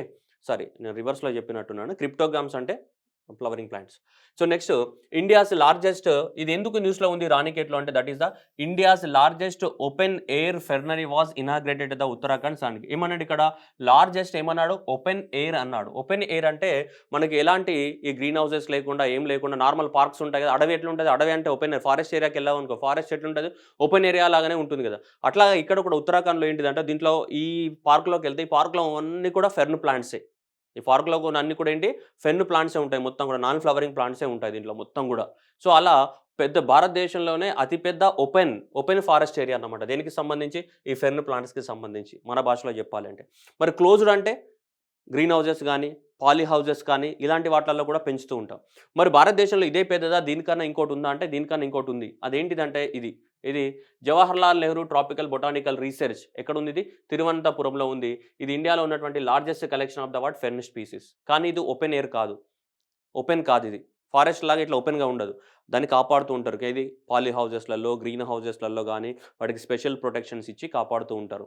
సో అన్నిటికన్నా భారతదేశంలో పెద్దది ఏది అంటే ఇదే Jawaharlal Nehru tropical botanical garden మనకి ఏదైతే ఉందో ఇదే భారతదేశంలో పెద్దది. కానీ ఇది ఓపెన్ ఎయిర్ కాదు. క్లోజ్డ్ అన్నమాట ఇది. కానీ ఓపెన్ ఎయిర్‌లో ఇట్లా ఫారెస్ట్ లాగా ఓపెన్‌గా ఉండే దాంట్లో పెద్దది ఏదంటే ఇదే. సో ఆ డిస్టింక్షన్ అనేది మీరు అబ్జర్వ్ చేయాలి. ఓకేనా? అది గుర్తుపెట్టుకోవాలి. ఓకే. రైట్. హౌవెవర్ చూడండి the country's first open air fernery is the natural surrounding which is not under the any poly house or shaded హౌసెస్‌లో లేవు. పాలీ హౌస్ గానీ, షేడ్ హౌస్ లేకుండా ఓపెన్‌గా ఉందన్నమాట. అలా ఓపెన్‌గా ఉన్నటువంటి అతిపెద్ద ఫెర్న్ సముదాయం ఎక్కడుంది మనకి? ఫెర్న్ ప్లాంట్స్ యొక్క కలెక్షన్ రాణిఖేట్‌లో ఉంది. నెక్స్ట్ నీరి నాగ్పూర్ ఇది ఇన్‌స్టిట్యూషన్ ఉంది కదా! సో నాగ్పూర్‌లో ఇది national environmental engineering research institute అని ఎక్కడుంది మనకి? నాగ్పూర్‌లో ఉంది. ఈ నాగ్పూర్ వాళ్ళు కోవిడ్-19 టెస్ట్ కోసం ఒక కొత్త టెక్నాలజీని తయారు చేశారు. వాళ్ళే ఇండిజినస్ డెవలప్ వాళ్ళంతట వాళ్ళు ఒక కొత్త టెక్నాలజీని తయారు చేయడం జరిగింది. ఆ టెక్నాలజీ పేరేంటిదంటే చూడొచ్చు ఇక్కడ. Saline gargle RTPCR technique, saline gargle RTPCR technique అనేది ఒకటి కొత్త తయారు చేయడం జరిగింది. ఈ ఇన్స్టిట్యూట్ వాళ్ళే national environmental engineering research institute NEERI నాగ్పూర్లో ఏదైతే ఉందో వాళ్ళు దీన్ని తయారు చేయడం జరిగింది. దీన్ని తయారు చేసి దీన్ని గవర్నమెంట్ ఆఫ్ ఇండియాకి ఇవ్వడం జరిగింది. గవర్నమెంట్ ఆఫ్ ఇండియాలో ఎవరికి ఇచ్చారు అంటే దీన్ని సో వీళ్ళకి ఎవరికి ministry of the micro small medium enterprises ఎవరైతే ఉన్నారో అది అలా గవర్నమెంట్ ఆఫ్ ఇండియాకి వాళ్ళు ఇవ్వడం జరిగింది. వీళ్ళు తయారు చేసి ఈ మినిస్ట్రీకి ఇవ్వడం జరిగింది. దీనివల్ల ఏమైతే అంటే కోవిడ్ టెస్ట్ అనేది చాలా తక్కువ కాస్ట్ తోటి ఈజీగా అవుతుందని చెప్తున్నారు. మరి అది ఎలా వర్క్ చేస్తున్నది మనకు తెలియదు. మనకి ఇంకా ప్రాక్టికల్‌గా బయటకు వస్తే తెలుస్తుంది. So which is the simple, fast, cost effective and the patient friendly and the comfortable so test అనమాట. ఆర్టీపీసీఆర్ టెస్ట్ చేయడానికి కోసము అది కొత్త టెక్నిక్ తీసుకొచ్చారు. ఆ టెక్నిక్ పేరు ఏందనేది మీరు గుర్తుపెట్టుకోవాలా. ఎవరు ప్రిపేర్ చేశారనేది గుర్తుపెట్టుకోవాలి. ఇది ఈ టెక్నిక్ ఏది సెలైన్ గార్గిల్ ఆర్టీపీసీఆర్. నెక్స్ట్ ఏంటిది ఎవరు ప్రిపేర్ చేశారు? నీరీ అనే institute, national environmental engineering research institute ఎక్కడ ఉంది మనకి? నాగ్పూర్లో ఉంది. ఓకే. నెక్స్ట్ శూన్య క్యాంపెయిన్ ఎవరు లాంచ్ చేశారు? ఇది అనేది మనకి ఇంపార్టెంట్. ఎవరు? నీతి ఆయోగ్. సో నీతి ఆయోగ్ అనేది మనకి ఒక శూన్య క్యాంపెయిన్ అనేది లాంచ్ చేయడం. శూన్య అంటే జీరో అనే కదా, శూన్యం అంటే ఏంటిది? జీరో అనే కదా. అంటే ఏంటిది జీరో అంటే ఏంటిది? పొల్యూషన్ జీరో ఉండాలని. పొల్యూషన్ జీరో ఉండాలన్న ఉద్దేశంతో మనకి ఎలక్ట్రిక్ వెహికల్స్ని ప్రమోట్ చేయాలన్న ఉద్దేశంతో మనకి ఈ శూన్య కంపెనీ లాంచ్ చేయడం జరిగింది. ఇక్కడ కనిపిస్తుంది కదా మీకు ఎలక్ట్రిక్ వెహికల్ అనేది కనిపిస్తుంది క్లియర్‌గా. So to promote the zero solution, to promote the zero pollution delivery vehicles by working with so consumers and the industry. The campaign aim to accelerate the adoption of the electric vehicles in the urban areas. Urban ఏరియాస్‌లో electric వెహికల్స్‌ని promote చేయాలి అంటే సౌండ్‌ని తగ్గించాలి. శూన్య అంటే zero pollution. Okay. Zero pollution. Okay. So Shoonya అంటే మళ్ళీ వేరేదో అనుకోరు. Shoonya is related to the not mathematics. So the Shunya word is related to promote the zero పొల్యూషన్‌ని ప్రమోట్ చేయాలి అని. ఓకేనా? నెక్స్ట్ వచ్చేసి టార్ బాల్స్. ఈ టార్ బాల్స్ అంటే ఏవైతే మనకు ఆయిల్ స్పిల్లేజెస్ అనేటివి సముద్రంలో షిప్స్ వస్తున్నప్పుడు ఆయిల్ అనేది సముద్రంలో పడిపోవడానికి ఛాన్స్ ఉంటుంది. అప్పుడప్పుడు చిన్న చిన్న లీక్ అవుతూ ఉంటుంది ఆయిల్ అనేది సముద్రంలో. ఆయిల్ అనేది షిప్స్ వచ్చినప్పుడు మనకి ఇప్పుడు దుబాయ్ నుంచి కానీ, లేదంటే ఇరాన్ నుంచి కానీ, ఇరాక్ నుంచి కానీ, లేకపోతే సౌదీ అరేబియా నుంచి కానీ మనం కూడా ఆయిల్‌ని తీసుకొని వస్తుంటాం. ఆయిల్‌ని తీసుకొని వచ్చేటప్పుడు షిప్స్ అనేటివి ఖచ్చితంగా ఏమైతే ఆయిల్ అనేది లీక్ అవుతుంది. ఆయిల్ అనేది లీక్ అయినప్పుడు ఆయిల్ అనేది సముద్రంలో ఉన్న నీళ్ళల్లో పడిపోయినంత గడ్డగడుతుంది. గడ్డగట్టి ఒక బాల్ లాగా తయారవుతాయి ఇలా. ఇక్కడ మొత్తం కూడా బ్లాక్ కలర్ కనిపిస్తున్నాయి కదా! ఇవన్నీ కూడా ఏంటి ఇలా క్రూడ్ ఆయిల్ అనేది ఏదైతే ఉందో ఆయిల్ అంతా కూడా సముద్రంలో లీక్ అయినప్పుడు ఇలా అంతా గడ్డలు గడ్డలుగా సో బాల్‌లాగా తయారవుతాయి. ఇలాంటి బాల్స్‌ని ఏమంటాం మనం? టార్ బాల్స్ అని చెప్తుంటాం. ఏవి? Tar balls. అయితే ఈ మధ్య కాలంలో మనకు ముంబై బీచ్‌లో దాదాపు 20,000 కేజీల ఇలా టార్ బాల్స్ అనేటివి మనకు బీచ్‌లోకి రావడం జరిగింది. ఎందుకంటే వాటర్‌లో తేలుతూ అవన్నీ కూడా ఫైనల్‌గా ఈ బీచ్‌లలోకి రావడం జరిగింది. దీనంతా కూడా మనకి ముంబై మున్సిపల్ కార్పొరేషన్ వాళ్ళు పూర్తిగా ఏం చేశారు? దీన్ని క్లీన్ చేయడం జరిగింది. వీటిని ఈ టార్ బాల్స్‌ని క్లీన్ చేశారు. ఓకేనా? బృహత్ ముంబై కార్పొరేషన్ అంతా 20,000 కేజీల టార్ బాల్స్‌ని from the Juhu and next Versova అనే బీచెస్ లోపల మొత్తం కూడా 20,000 కేజీలు అనేటువంటి టార్ బాల్స్‌ని మన వాళ్ళు క్లీన్ చేయడం జరిగింది. సో కాబట్టి అది గుర్తుపెట్టుకోవాలి. అంటే టార్ బాల్స్ ఏందని అడుగుతాడా సార్ ఎగ్జామ్‌లో అంటే టార్ బాల్స్ కాదు. ఈ బీచ్‌లు ఏడున్నాయని అడుగుతాడు. అది పాయింట్ ఇక్కడ. ఏది? జుహు బీచ్ గాని, నెక్స్ట్ వెర్సోవా బీచ్ అనేవి ఎక్కడున్నాయి? ముంబైకి సంబంధించినటువంటి ముంబై మున్సిపల్ కార్పొరేషన్ పరిధిలో ఉన్నాయి అవి. Next emergency landing field. Emergency landing field అయితే ఇప్పుడు మనకు పెద్ద పెద్ద నేషనల్ హైవేస్ ఉంటాయి మనకి. ఇప్పుడు ఫర్ ఎగ్జాంపుల్ నువ్వు టోల్ గేట్ దగ్గరికి వెళ్ళావనుకో, టోల్ గేట్ దగ్గర రోడ్ ఎంత ఉంటుందమ్మా? చాలా పెద్దగా ఉంటుంది రోడ్ గేట్. టోల్ గేట్ దగ్గర చూసుకుంటే నువ్వు నార్మల్‌గా మనకు 4 లైన్స్ రోడ్ ఉంటే, నువ్వు రోడ్ మీద ఇలా పోతున్నావు అనుకో, నార్మల్‌గా ఇలా 4 లైన్స్ రోడ్ ఉంటే, నువ్వు టోల్ గేట్ ఉందనుకో, ఇక్కడ టోల్ గేట్ దగ్గర చూస్తే ఇంత పెద్ద స్పేస్ వదిలేస్తాడు వాడు టోల్ గేట్ దగ్గర. ఎందుకు? ఎప్పుడైనా అవసరం పడతాయేమో, వెహికల్స్ ఆగుతాయేమో అని చెప్పేసి. అట్లాగే ఒకవేళ మనం ఈ నేషనల్ హైవేస్‌ని గనుక ఎప్పుడైనా యుద్ధాలు జరిగినాయనుకో, దేశానికి యుద్ధాలు గాని ఇట్లాంటివి జరిగిన టైంలో ఏమైతే చాలా ఎక్కువ మొత్తంలో హెలికాప్టర్స్ గాని గాలిలో లిఫ్ట్ చేయాల్సొస్తది మనం. అందుకోసం ఏం చేస్తారంటే ఇప్పుడు కొత్త ప్లాన్‌ని తీసుకొచ్చారు. ఆ ప్లాన్ ఏంటిదంటే అది పాతదే. బట్ మన గవర్నమెంట్ ఆఫ్ ఇండియా అనేది ఇప్పుడు ఇంప్లిమెంట్ చేస్తుంది. అదేంటిదంటే మన నేషనల్ హైవేస్ ఏవైతే ఉన్నాయో, ఆ నేషనల్ హైవేస్ మీద సో మనకి ఏరోప్లేన్స్ గాని, సో హెలికాప్టర్స్ గాని ల్యాండింగ్ అవ్వడానికి కూడా అవకాశం కల్పించాలి. అందుకోసం వాటిని ఏం చేశారంటే సో ఎమర్జెన్సీ ల్యాండింగ్ ఫీల్డ్స్ అంటాం వాటిని. ఎప్పుడైనా యుద్ధ సమయాలలో వాడుతూ ఉంటారు. లేదంటే విపత్తులు వచ్చినప్పుడు, డిజాస్టర్స్ వచ్చినప్పుడు గానీ వాడుతూ ఉంటాం మళ్ళీ. అలా ఎమర్జెన్సీ ల్యాండింగ్ చేసే వాటిని ఏమంటాం? సో ఈ ఎమర్జెన్సీ ల్యాండింగ్ ఫీల్డ్స్‌ని మన భారతదేశంలో సో కన్‌స్ట్రక్ట్ చేయడం జరుగుతుంది. మొట్టమొదటిసారిగా మనకి ఫస్ట్ టైమ్ ఏంటిదంటే మనకి రాజస్థాన్‌లో మనకి ఒకటి ఓపెన్ చేయడం జరిగింది. ఎవరు? రాజ్‌నాథ్ సింగ్ గాని సో వీళ్ళు మినిస్టరు డిఫెన్స్ మినిస్టర్ మనకి రాజ్‌నాథ్ సింగ్ గాని కలిసి మనకి ఈ నేషనల్ హైవేలో ఏది? నేషనల్ హైవే 925 ఇక్కడ ఈ గాంధో భవకార్ సెక్షన్ లోపల మనకి సౌత్ ఆఫ్ ద బార్మేర్ రాజస్థాన్‌లో మనకు ఫస్ట్ టైమ్ ఓపెన్ చేయడం జరిగింది. ఏంటిది? ఒక ఎమర్జెన్సీ ల్యాండింగ్. ఇట్లాంటివి భారతదేశంలో ఒక 10 ఎమర్జెన్సీ ల్యాండింగ్స్‌ని కడతామని నిర్మిస్తున్నారు. అంటే నేషనల్ హైవేస్ ఏవైతే ఉన్నాయో అక్కడ ఏం చేస్తారు? చిన్నగున్న హైవేని చాలా పెద్దగా చేస్తారు. పెద్దగా చేసి ఆటోమేటిక్‌గా మనకి ఎప్పుడైనా సడెన్‌గా ల్యాండ్ అవ్వడానికి అవకాశం ఉంటుంది. అలా హైవే మీద. ఎక్కడ ఓపెన్ అయింది? రాజస్థాన్‌లో. నెక్స్ట్ చంపారణ్ సత్యాగ్రహ ఎక్స్‌ప్రెస్. చంపారణ్ సత్యాగ్రహ. చంపారణ్ అనేది మీకు తెలుసు మహాత్మా గాంధీ చేసినటువంటి ఒక ఉద్యమం పేరేంటిది? చంపారణ్. ఆ పేరు మీదుగానే మనకేముంది చంపారణ్ సత్యాగ్రహ ఎక్స్‌ప్రెస్ అనేది ఉంది. సో, ఆ ఎక్స్‌ప్రెస్ ఏ ఏ ప్రాంతాలు నడుస్తదంటే బాపుధామ్, మోతీహారీ బీహార్ నుంచి Anand Vihar terminal in Delhi. So, ఆ రెండిట్ల మధ్యన నడుస్తూ ఉంటుంది మనకి. ఒకటి బీహార్ నుంచి ఢిల్లీకి నడిచే ఎక్స్‌ప్రెస్. దాని యొక్క టైమింగ్స్ పెంచడం జరిగిందట. ఇప్పుడు ఇంతకుముందు ఒకటేసారి వచ్చేది. ఇప్పుడేంటి వీక్‌కి 2 సార్లు ఈ ట్రైన్ నడుస్తది. ఎక్కడి నుంచి? బీహార్ నుంచి ఢిల్లీ. నెక్స్ట్ వచ్చేసి జార్ఖండ్. సో, జార్ఖండ్ రాష్ట్రం అనేది మనకి వాళ్ళ లోకల్‌లో ఉన్న జనాలకి ఎంప్లాయ్‌మెంట్‌ని ప్రొవైడ్ చేయాలని ఒక బిల్లుని తీసుకురావడం జరిగింది. సో, ఆ లోకల్‌లో ఉన్నటువంటి వాళ్ళ రాష్ట్రానికి సంబంధించినటువంటి వాళ్ళుంటారు గదా! 75% యొక్క ఎంప్లాయ్‌మెంట్ అనేది ఆ రాష్ట్రం వాళ్ళకే ఇవ్వాలి. ఇంక్లూడింగ్ ప్రైవేట్ సెక్టార్‌లో కూడా. గవర్నమెంట్ సెక్టార్‌లో అయితే ఎట్లాగో వస్తాయి. ప్రైవేట్ సెక్టార్‌లో కూడా ఎంతవరకు సాలరీ 40,000 కన్నా తక్కువగా ఉంటే. ఎంత? సాలరీ 40,000 కన్నా తక్కువగా ఉన్న ఉద్యోగాలుంటాయి గదా! 40,000 కన్నా తక్కువగా ఉన్న ఉద్యోగాలన్నిట్లని కూడా ఇందులో 75% అనేటివి ఆ జార్ఖండ్ లోకల్ వాళ్ళకే ఇవ్వాలి. వేరే వాళ్ళకి ఇవ్వడానికి అవకాశం లేదు అని చెప్పేసి మనకి డిక్లేర్ చేయడం జరిగింది. అట్లాగే ఇలాంటి రూల్స్ ఉన్నటువంటి రాష్ట్రం ఏదైనా ఉందంటే ఇంకా ఏదుంది? హర్యానా కానీ, ఆంధ్రప్రదేశ్ కానీ ఈ 2 రాష్ట్రాలు కూడా ఉన్నాయి. దీంతో పాటు ఎవరు? జార్ఖండ్‌తో పాటు ఆంధ్రప్రదేశ్ గాని, హర్యానా రాష్ట్రాలలో కూడా ఈ రూల్ ఉంది. ఏంటిది? 75% ఉద్యోగాలనేటివి ఆ రాష్ట్రంలో ఉన్న వాళ్ళకే కేటాయించాలి. కానీ 40,000 అనే లిమిట్ లేదు. దేంట్లో? ఆంధ్రప్రదేశ్‌లో గాని, హర్యానాలో గాని ఈ 40,000 సాలరీ అన్న లిమిట్ లేదు. కానీ జార్ఖండ్‌లో మాత్రం ఈ 40,000 కన్నా బిలో సాలరీ ఉన్న జాబ్‌లలో 75% జాబ్స్ లోకల్ వాళ్ళకే ఇవ్వాలని తీసుకొచ్చింది. ఇలా ఈ 75% కోటా ఉన్న మూడవ రాష్ట్రంగా మనకి ఏది తయారైంది ఇప్పుడు? Jharkhand. Next right. Next Pradhan Mantri so, Adarsh Gram Yojana. Adarsh Gram Yojana అంటే అందరికి ఆదర్శంగా నిలవాలనే కదా దానర్థం.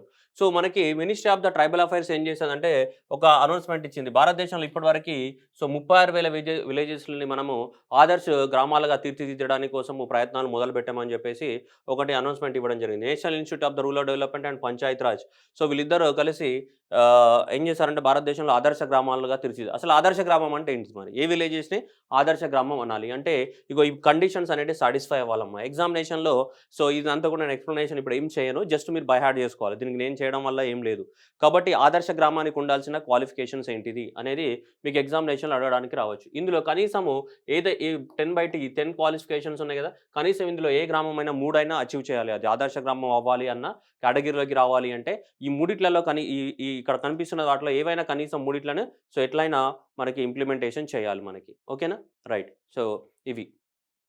ఏంటిది? Elimination of the poverty reduction గాని, సో, విలేజెస్ యాక్సెస్ టు ఇది కానీ, ఇవన్నీ ఉన్నాయి కదా! ఇది మీరు చదువుకోండమ్మా. సో, ఇందులో కనీసం ఇవన్నీ కూడా ఆదర్శ గ్రామానికి ఉండాల్సినటువంటి ఏంటి క్వాలిఫికేషన్స్. ఓకేనా? రైట్. కనిపిస్తున్నాయి కదమ్మా మీకు ఆల్ వెదర్ అని 100% రిజిస్ట్రేషన్ ఆఫ్ ద డెత్స్ గాని, నో చైల్డ్ మ్యారేజెస్ గాని, ఇవన్నీ కూడా కనీసం ఇందులో 3 అచీవ్ చేయాలమ్మా. ఇందులో 3 అచీవ్ చేయాలి. సో, ఇందులో 3 అచీవ్ చేస్తే సో, ఆ గ్రామం అనేది ఆదర్శ గ్రామంగా డిక్లేర్ చేయడం జరుగుతుంది. నెక్స్ట్ వచ్చేసి కొలెక్సియాన్. సో, కొలెక్సియాన్ అనేది ఏంటిదంటే ఒక ఆన్‌లైన్‌లో మనకి వీటిని ప్రమోట్ చేయడానికి తీసుకొచ్చినటువంటి ఒక డిజిటల్ ప్లాట్‌ఫార్మ్. ఏది? స్పోర్ట్స్ గాని, ఎంటర్‌టైన్‌మెంట్ గాని, ఆర్ట్ గాని. ఈ స్పోర్ట్స్ గాని, ఎంటర్‌టైన్‌మెంట్ గాని, ఆర్ట్స్ ఏదైతే ఉందో ఇంకా దీనికి ఆన్‌లైన్‌లో పెద్దగా మార్కెట్ లేదు. రాబోయే రోజులలో ఆన్‌లైన్‌లో పెద్ద మార్కెట్‌గా కాబోతుంది. ఇది అన్న ఉద్దేశంతోటి ముందే ఒక ప్లాట్‌ఫార్మ్‌ని లాంచ్ చేయడం జరిగింది. ఏది? కొలెక్సియాన్ అని. So, Collexion is the largest licensed platform. Licensed platform announced the formal public launch on the September 10th of the 2021. దేనికోసం ఇది? స్పోర్ట్స్‌ని గాని, ఎంటర్‌టైన్‌మెంట్ గాని, ఆర్ట్‌కి సంబంధించినటువంటి వాటిని ఏంటిది ఎక్కువ మొత్తంలో ప్రమోట్ చేయడానికి. ఇప్పుడు నెట్‌ఫ్లిక్స్ సినిమాల్ని, అమెజాన్ సినిమాల్ని ఇవన్నీ ఎట్లా ప్రమోట్ చేసుకుంటాయో వీళ్ళు కూడా ప్రమోట్ చేస్తారు. కానీ దేనికి సంబంధించిన వాటిని ప్రమోట్ చేస్తారు వీళ్ళు? ఈ 3 ఫీల్డ్‌లో. దేనికి? స్పోర్ట్స్ గాని, ఎంటర్‌టైన్‌మెంట్ గాని, ఆర్ట్‌కి సంబంధించినటువంటి ప్రమోట్ చేయడానికి ఉంటున్నాయి. ఓకేనా? అలా మనకి ఒక ఆన్‌లైన్ ప్లాట్‌ఫార్మ్ తీసుకురావడం జరిగింది. అంటే ఓటీటీ లాగా కాకుండా ఇంకా వీరు ఏ మెథడ్స్ ఫాలో అయితారనేది మనకింకా తెలియదు. బట్ ప్రస్తుతానికైతే ఈళ్ళు లాంచ్ చేయడం జరిగింది. ఏది? Collexion. Next product linked intensive scheme. అంటే మనం వాళ్ళు గవర్నమెంట్ చెప్పినటువంటి ప్రొడక్ట్స్‌ని గనుక ఆ కంపెనీస్ డెవలప్‌మెంట్ చేస్తే, అలా గవర్నమెంట్ ఏం చేస్తే వాళ్ళకి ఇన్సెంటివ్స్ ఇస్తూ ఉంటుందన్నమాట. సో, వాటిని ఏమంటాం మనం? ప్రొడక్ట్ లింక్డ్ ఇన్సెంటివ్స్ అని చెప్తాం. అట్లాగే మన టెక్స్‌టైల్ సెక్టార్ కూడా సో, మనకి ఈ మధ్య కాలంలో product linked incentive schemes government అని అనౌన్స్‌మెంట్ చేయడం జరిగింది. అంతకుముందు మన యూనియన్ బడ్జెట్ 2021-22లో ఏం చేశారంటే గవర్నమెంట్ అనేది ఒక 13 సెక్టార్స్‌కి మనకి so, product linked intensive schemes అనేది అనౌన్స్‌మెంట్ చేయడం జరిగింది. With the cost of the 1.17 lakh crore. So, 13 సెక్టార్లకి 1.97 లాక్ క్రోర్స్ తోటి మనకేంటిదంటే ఒక ప్రొడక్ట్ లింక్డ్ ఇన్సెంటివ్ స్కీమ్స్‌ని అనౌన్స్‌మెంట్ చేసింది. సో, ఈ అనౌన్స్‌మెంట్ చేసిన తర్వాత ఇప్పుడు ఏం చేసిందంటే గవర్నమెంట్ మళ్ళీ ఇప్పుడు స్పెషల్‌గా టెక్స్‌టైల్ సెక్టార్ కూడా మనకి ప్రొడక్ట్ ఇన్సెంటివ్ స్కీమ్స్‌ని అనౌన్స్‌మెంట్ చేయడం జరిగింది. అంటే ఆ ప్రొడక్ట్‌ని ప్రొడ్యూస్ చేస్తే గవర్నమెంట్ అనేది డబ్బులిస్తదనమాట. అలా మనకెంత 10,000 కోట్లతోటి సెపరేట్‌గా మనకిప్పుడు టెక్స్‌టైల్ సెక్టార్‌కి అనౌన్స్‌మెంట్ చేయడం జరిగింది ప్రొడక్ట్. సో, ఈ 10,000 కోట్లని గవర్నమెంట్ అనేది ఇన్సెంటివ్స్ రూపంలో లేదంటే సబ్సిడీస్ రూపంలో టెక్స్‌టైల్ ఇండస్ట్రీ వాళ్ళకి ఇస్తది. ఇవ్వడం ద్వారా దాదాపు మనకి ఎక్కువ మొత్తంలో ఈ టెక్స్‌టైల్ ఇండస్ట్రీస్‌ని ప్రమోట్ అయితాయని గవర్నమెంట్ అనుకుంటుంది.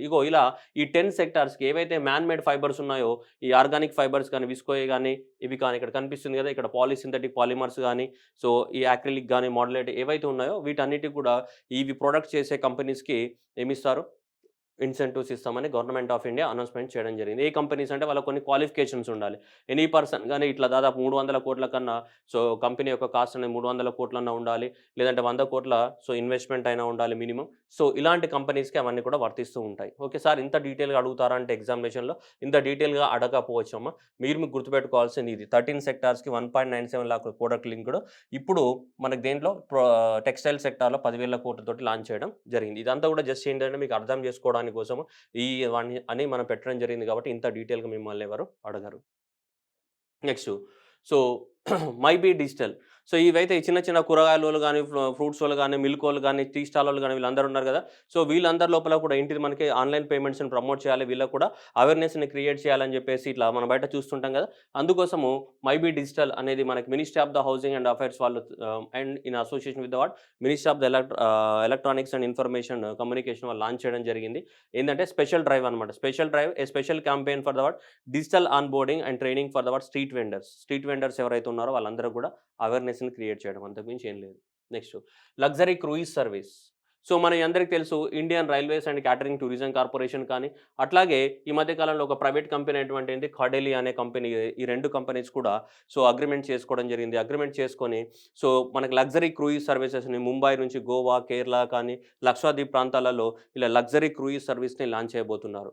ఇక్కడ లక్షద్వీప్ గాని, గోవా గాని, కొచ్చిన్ గాని, శ్రీలంక గాని, చెన్నై గాని, డయ్యూ గాని ఈ ప్రాంతాలను విజిట్ చేయడానికి ఐఆర్‌సీటీసీ ఇన్ అసోసియేషన్ విత్ కార్డెలి అనే కంపెనీ తోటి మనకి ఇది లాంచ్ చేయడం జరిగింది. లగ్జరీ క్రూయిజ్ సర్వీస్ అంటే ఈజీగా మన భారతదేశంలో లేవింకా. ఇప్పుడు ఈజీగా హాయిగా ఎంజాయ్ చేయొచ్చనమాట నువ్వు. సముద్రంలో కూడా పోతూ ఎంజాయ్ చేయొచ్చనమాట. లగ్జరీ క్రూయిజ్ సర్వీస్ ఏ కంపెనీతోటి మన కార్డెలి అనే కంపెనీ ద్వారా ఇన్ అసోసియేషన్ విత్ ఐఆర్‌సీటీసీ ద్వారా. ఓకే.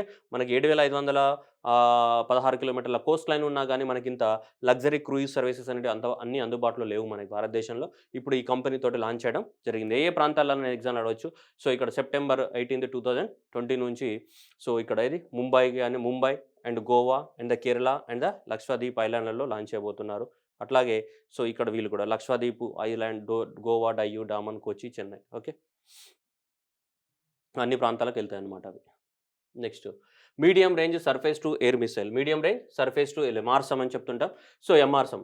మీడియం రేంజ్ అంటే మనకు దాదాపు ఇదొక 70 కిలోమీటర్ల రేంజ్ వరకు వెళ్తుంటది. ఇది మనకి డీఆర్‌డీఓ ప్లస్ ఇజ్రాయెల్ వాళ్ళ సహకారంతోటి ఇద్దరు కలిసి నిర్మించడం జరిగింది దీన్ని మొట్టమొదటిసారిగా.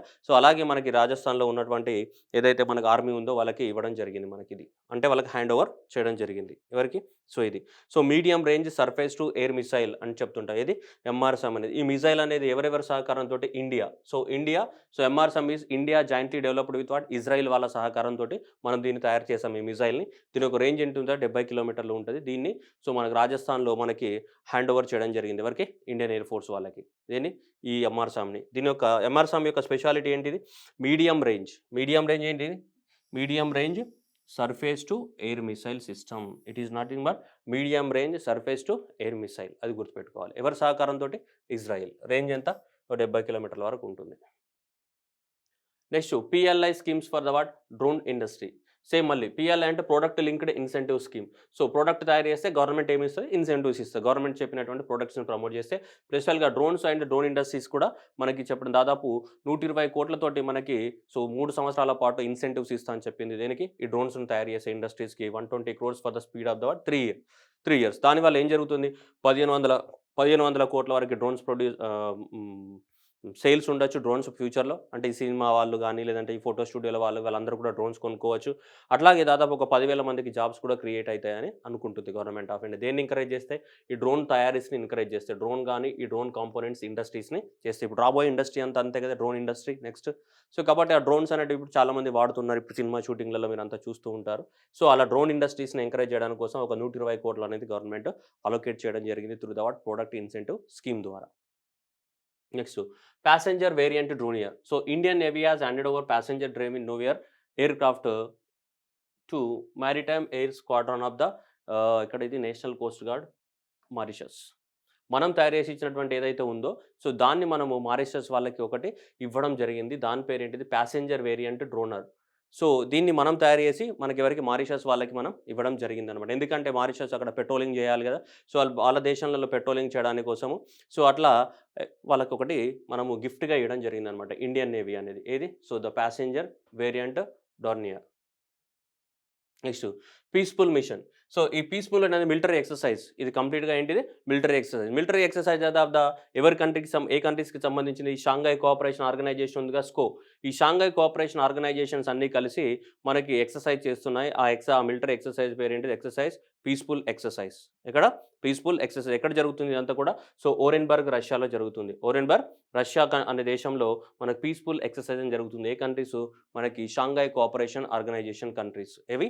షాంఘై కోఆపరేషన్ ఆర్గనైజేషన్ కంట్రీస్ గానీ, చైనా గానీ, రష్యా గానీ, ఇండియా గానీ, పాకిస్తాన్ గానీ, కిర్జికిస్తాన్ గానీ, నెక్స్ట్ ఉజ్బెకిస్తాన్ గానీ, తజకిస్తాను ఇవన్నీ కూడా కంట్రీస్ దీంట్లో ఏంటిది? భాగస్వాములు.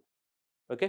Uzbekistan, కిర్జికిస్తాన్ Uzbekistan, Tajikistan and India, China, Pakistan, Russia okay. ఇవన్నీ కూడా మనకి. Next El Salvador. So El Salvador is became the first country in the world. First country in the world to adopt the Bitcoin as a legal currency. Legal tender అంటే లీగల్‌గా వాడుకోవచ్చు. దాని అర్థం ఏంటిది? Legal currency అని. ఏది? Legal currency అని. El Salvador. So ఈ ఎల్ సాల్వడార్ అనే కంట్రీ అనేది వాళ్ళ యొక్క ఒరిజినల్ కరెన్సీ ఏంటిదంటే డాలర్ మనకి. US dollar. వాళ్ళ యొక్క ఒరిజినల్ కరెన్సీ ఏంటిది మామూలుగా మనకి? US dollar. కానీ ఇప్పుడు ఏం చేశారంటే వీళ్ళ కంట్రీ అనేది దీన్ని సో యాక్సెప్ట్ చేయడం జరిగింది. ఇదేంటి? బిట్‌కాయిన్‌ని. సో బిట్‌కాయిన్‌ని ప్రపంచంలోనే మొట్టమొదటి దేశం అన్నమాట ఇప్పుడు బిట్‌కాయిన్ వాళ్ళ యొక్క లీగల్ కరెన్సీగా యాక్సెప్ట్ చేసినటువంటి దేశం ఏది? ఏది మనకి? సో ఎల్ సాల్వడార్ అనేది. వాళ్ళ యొక్క ఒరిజినల్ కరెన్సీ ఏంటిది? US dollar. ఈ చిన్న కంట్రీస్ గదా! వాళ్ళు ఓన్‌గా కరెన్సీని ప్రింట్ చేసుకోరు. కాబట్టి చిన్న చిన్న కంట్రీస్ అన్నీ కూడా దాదాపు అన్నీ యూఎస్ఏ డాలర్‌నే వాడుతూ ఉంటాయి. ఎందుకు అంటే ఇలా కరెన్సీ ప్రింట్ చేసుకునేంత కెపాసిటీ కూడా ఉండదు. సో ఇప్పుడు ఏం చేశారంటే బిట్‌కాయిన్ ఏదైతే ఉందో ఆ బిట్‌కాయిన్‌ని లీగల్‌గా యాక్సెప్ట్ చేసినటువంటి మొదటి దేశంగా చరిత్రలోకి ఎక్కడ ఉంది? లాటిన్ అమెరికన్ కంట్రీ చిన్నది. సో ఇది. ఓకే. ఈ కరేబియన్ ఐలాండ్స్‌కి దగ్గరగా ఉన్నటువంటిది. సో ఈ సాల్వడార్. క్యాపిటల్ సిటీ ఏంటిది? San Salvador. క్వెషన్ ఏంటిదమ్మా ఇది? Netherlands. Netherlands proposal to cut the live stock numbers. Netherlands లోపల యానిమల్స్ యొక్క నంబర్‌ని తగ్గించామనుకుంటున్నారు. ఎంత? ఒక 30% ఆ దేశంలో ఉన్నటువంటి పశువులు ఏవైతే ఉన్నాయో వాటి నంబర్స్ అనేటివి ఒక 30% తగ్గించాలని అనుకుంటున్నారు. ఎందుకు తగ్గించాలనుకుంటున్నారంటే వీటి వీటి ద్వారా ఎక్కువ మొత్తంలో అక్కడ పొల్యూషన్ జరుగుతుందని అనుకుంటున్నారు నెదర్లాండ్స్‌లో. ఎందుకంటే నెదర్లాండ్స్ అనేది మొత్తం యూరోపియన్ కాంటినెంట్‌లోనే హైయెస్ట్ మిల్క్ ప్రొడ్యూసింగ్ అలాగే ఎక్కువ మొత్తంలో క్యాటిల్ ఉన్నటువంటి దేశం కూడా నెదర్లాండ్స్. ఎక్కడ? యూరోపియన్ కాంటినెంట్‌లో ఎక్కువ మొత్తంలో లైవ్ స్టాక్ ఈ దేశంలోనే ఉంది. ఎక్కడ? నెదర్లాండ్స్.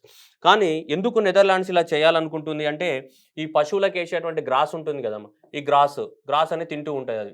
గ్రాస్ తింటూ ఉంటాయి. దాంతో పాటు పశువులు కూడా యూరిన్ చేస్తూ ఉంటాయి. అవునా? యూరినేషన్. సో ఇదంతా ఏమైతే 2 కూడా మిక్స్ అయితున్నాయంట. ఈ 2 కూడా మిక్స్ అయిపోతాయి. కాళ్ళతో తొక్కుతుంటాయి కదమ్మా! మనకు తెలుసు అవన్నీ కూడా. కాళ్ళతో తొక్కి అదంతా కూడా యూరినేషన్ జరుగుతూ ఉంది. సో యూరినేషన్ జరగడం వల్ల ఆ యూరినేషన్ వల్ల మొత్తం ఏం ఫార్మ్ అయితుంది ఇక్కడ? అమ్మోనియా అనేది ఫార్మ్ అయితుంది. ఏం ఫార్మ్ అయితుంది? అమ్మోనియా అనేది ఫార్మ్ అవ్వడం జరుగుతుంది. సో ఈ అమ్మోనియా అనేది తర్వాత ఏమైతుంది? ఏదైతే అమ్మోనియా ఏదైతే ఉందో ఆ అమ్మోనియా అంతా కూడా ఏమైతుంది మనకి? వాటర్‌లో కలిసిపోతుంది. అమ్మోనియా అంతా. సో ఈ అమ్మోనియా అంతా వాటర్‌లో కలిసిపోవడం వల్ల ఇక్కడ వాటర్ ఏమైతుంది? మొత్తం పొల్యూషన్ జరుగుతుంది. మొత్తం కూడా వాటర్‌లో ఏమైతుంది మనకి? పొల్యూషన్ జరుగుతుందంట.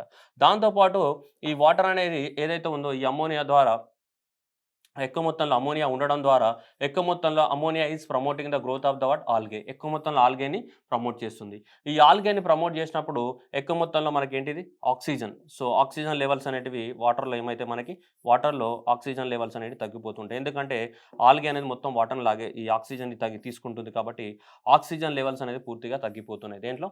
వాటర్‌లో. అలా వాటర్ అనేది పొల్యూషన్ జరుగుతుంది. కాబట్టి మనకి ఇవన్నిటికి కారణం మూల కారణం ఇక్కడుంది కాబట్టి ఈ గ్రాస్ ఎందుకు పెంచుతున్నాం యాక్చువల్‌గా? గ్రాస్ పెంచడానికి కారణం ఏంటిది మేజర్‌గా? లైవ్ స్టాకే గదా! లైవ్ స్టాక్ ఉన్నాయి కాబట్టి గ్రాస్ కావాలి. కాబట్టి మూల కారణం అంతా ఇక్కడ ఉందని జెప్పేసి వాళ్ళేమనుకుంటున్నారంటే మనం పశువుల యొక్క నంబర్‌ని తగ్గించాలని ప్రపోజల్ పెట్టారు. ఇంకా అఫీషియల్‌గా డిక్లేర్ చేయలేదు. బట్ ఒక ప్రపోజల్ అయితే ఉంది నెదర్‌లాండ్స్‌లో.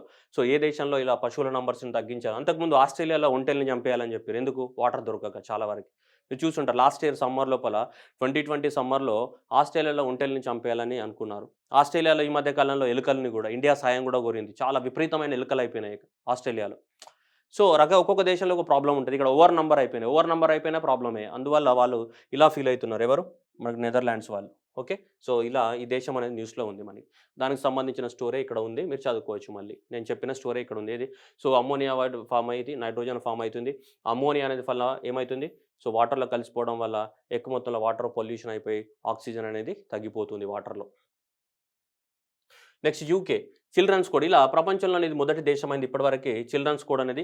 UK government brought the what? So, appropriate design code for the what? Children's code on the data protection act 2018. So, ఇది ఇప్పుడు యూకే వాళ్ళు ఇంప్లిమెంట్ చేస్తున్నారు. ఏంటిదంటే చిన్న పిల్లలు ఎవరైతే మొబైల్స్ వాడుతున్నారో చాలా సైట్స్ అనేటివి యూకే దేశంలో ఓపెన్ కావు.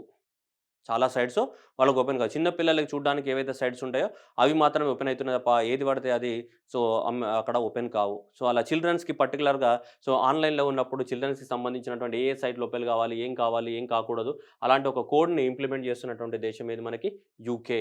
సో, అన్ని దేశాలు కూడా ఇంకా సో, ఈ యూకే లాంటి దాన్నే ఫాలో అవ్వాలని కోరుకుంటున్నారు. చిల్డ్రన్స్ కోడ్‌ని మనం తీసుకొచ్చినటువంటి దేశం ఏది యూకే. దేనికి సంబంధించి ఈ పిల్లలనేవాళ్ళు ఏ గేమ్స్ ఆడాలి, ఏం చేయాలి, మొబైల్స్‌ని ఎలా వాడుకోవాలి, ఆన్‌లైన్ ప్లాట్‌ఫార్మ్స్‌ని అనేది ఇది యూకే దేశం. అన్ని దేశాలు కూడా దీన్ని ఫాలో అవ్వాలని కోరుకుంటున్నారు. ఎవరు ఈ ఆహ్, ఆహ్, హ్యూమన్ రైట్ యాక్టివిస్టులు వాళ్ళు. Next. So, first country to mandate the new homes to install the what electric vehicle chargers. ఇది కూడా సేమ్ యూకేకి చెందిన క్రెడిటే. సో, రాబోయే ఇల్లులు ఎవరైతే కొత్తగా కట్టుకుంటున్నారో, సో, కొత్తగా ఇల్లులు ఎవరైతే నిర్మించుకుంటున్నారో యూకేలో, వాళ్ళందరూ కూడా వాళ్ళ ఇండ్లలో ఎలక్ట్రిక్ చార్జర్ ఖచ్చితంగా ఉండాలని చెప్తున్నారు. ఎందుకంటే మేము ఎలక్ట్రిక్ వెహికల్స్‌ని ప్రమోట్ చేయబోతున్నాం కాబట్టి, సో, ఖచ్చితంగా మీ ఇళ్లల్లో ఎలక్ట్రిక్ వెహికల్స్ ఎవరైతే కట్టుకుంటున్నారో వాళ్ళంతా కూడా రావాలి. సో, కాబట్టి ఎక్స్‌పెక్టెడ్ దట్ 2022 నుంచి కట్టుకున్న ఇళ్లల్లో అన్నిట్లలో ఏముండాలి ఖచ్చితంగా సో, ఎలక్ట్రిక్ వెహికల్ చార్జర్ ఉండాలి. అట్లాగే సో, కాబట్టి 2030 నాటికి సో, మన యూకే అనేది ఈ ఫాసిల్ ఫ్యూయల్స్‌ని ఉపయోగించే వెహికల్స్ అన్నిటిని కూడా బ్యాన్ చేద్దామని అనుకుంటుంది. ఎక్కువ మొత్తంలో పొల్యూషన్ అయ్యే వెహికల్స్ ఉంటాయి గదా! అవన్నిట్లో 2030 నుంచి బ్యాన్ చేద్దామని చెప్తుంది. అందుకోసం వాటిని బ్యాన్ చేయాలంటే ఎలక్ట్రిక్ వెహికల్స్‌ని ప్రమోట్ చేయాలి. ఎలక్ట్రిక్ వెహికల్స్‌ని ప్రమోట్ చేయాలంటే ప్రతి ఇంటికి ఏముండాలి? ఎలక్ట్రిక్ చార్జర్స్ అనేటివి ఖచ్చితంగా ఉండాలి. ఇప్పుడు యూకేలో కొత్తగా నిర్మించే ప్రతి హౌస్‌కి ఎలక్ట్రిక్ చార్జర్ అనేది ఖచ్చితంగా మ్యాండేటరీ చేయడం జరిగింది. ఇలా మ్యాండేటరీ చేసిన మొదటి దేశమే ఇది యూకే. నెక్స్ట్ ఇండియా, పోర్చుగల్ ఒక అగ్రీమెంట్ రాసుకున్నాయి. ఈ అగ్రీమెంట్ ప్రకారం ఏంటిదంటే మన వాళ్ళు పోర్చుగల్‌లో, పోర్చుగల్ వాళ్ళు మన దేశంలో సో, పనులు అంటే వర్క్ చేసుకోవడానికి అవకాశాన్ని కల్పించడం జరిగింది. ఈ అగ్రీమెంట్ ప్రకారంగా ఇండో, పోర్చుగల్. నెక్స్ట్ బ్రిక్స్ మీ అందరికి తెలుసు. Brazil, Russia, India, China, south Africa every year meeting జరుగుతుంది. 2021కి సంబంధించిన బ్రిక్స్ మీటింగ్స్ అన్నీ ఎక్కడ జరుగుతున్నాయి? ఇండియాలోనే జరుగుతాయి. 2020లో ఎక్కడ జరిగినాయి? రష్యాలో. 2021కి సంబంధించి బ్రిక్స్ అంతా కూడా ఎక్కడ జరుగుతుంది? ఇండియాలో జరుగుతుంది. 2022లో చైనాలో జరుగుతాయి నెక్స్ట్ ఇయర్‌కి. సో, 2021 బ్రిక్స్ యొక్క ఏ సమ్మిట్ వచ్చినా ఎగ్జామినేషన్‌లో బ్లైండ్ మార్క్. బ్రిక్స్ యొక్క సమ్మిట్ ఏది జరిగినా దానికి ఆన్సర్ ఏంటిది? ఇండియానే. సో, అది బ్రిక్స్ సమ్మిట్ అయినా, బ్రిక్స్ యూత్ సమ్మిట్ అయినా అదైనా. సో, ఈ బ్రిక్స్ యూత్ అంటే ఇంకా యూత్ పిల్లగాళ్ళు మనలాంటోళ్ళు అందరిని కూడా. సో, అలా మనకి సో, ఇలా 2016 సంవత్సరంలో స్టార్ట్ అయింది. ఏది బ్రిక్స్ యొక్క యూత్ సమ్మిట్ అంతా కూడా. యంగ్ సైంటిస్ట్ సమ్మిట్ ఏది? సో, యంగ్ సైంటిస్ట్ యొక్క సమ్మిట్ అనేది 2021లో జరిగింది. మొన్ననే రీసెంట్‌గా కంప్లీట్ అయింది. ఎక్కడ జరుగుతది? ఇండియాలోనే. బ్రిక్స్ యొక్క సమ్మిట్స్ అన్నీ కూడా 2021లో ఇండియాలోనే జరుగుతాయి. నెక్స్ట్ ఇయర్ ఎక్కడ? చైనాలో. 2022లో ఎక్కడ జరగబోతుంది? చైనాలో జరగబోతుంది. ఇది బ్రిక్స్ యొక్క youth summit. Next India, Africa defence dialogue. So, Africa దేశంలో ఉన్నటువంటి 54 కంట్రీస్ ఏవైతే ఉన్నాయో, ఆ 54 కంట్రీస్‌తో కలిసి ఇండియా అనేది ఒక డిఫెన్స్ అగ్రీమెంట్ అంటే డిఫెన్స్‌కి సంబంధించిన ఇష్యూస్ డిస్కస్ చేయడానికి కోసము ఎప్పుడో మనకి 2020లోనే స్టార్ట్ చేశారన్నమాట. అంటే ఈ మార్చ్ 2000 సంవత్సరంలో ఇక్కడ నుంచి చూడండి ఫిబ్రవరి.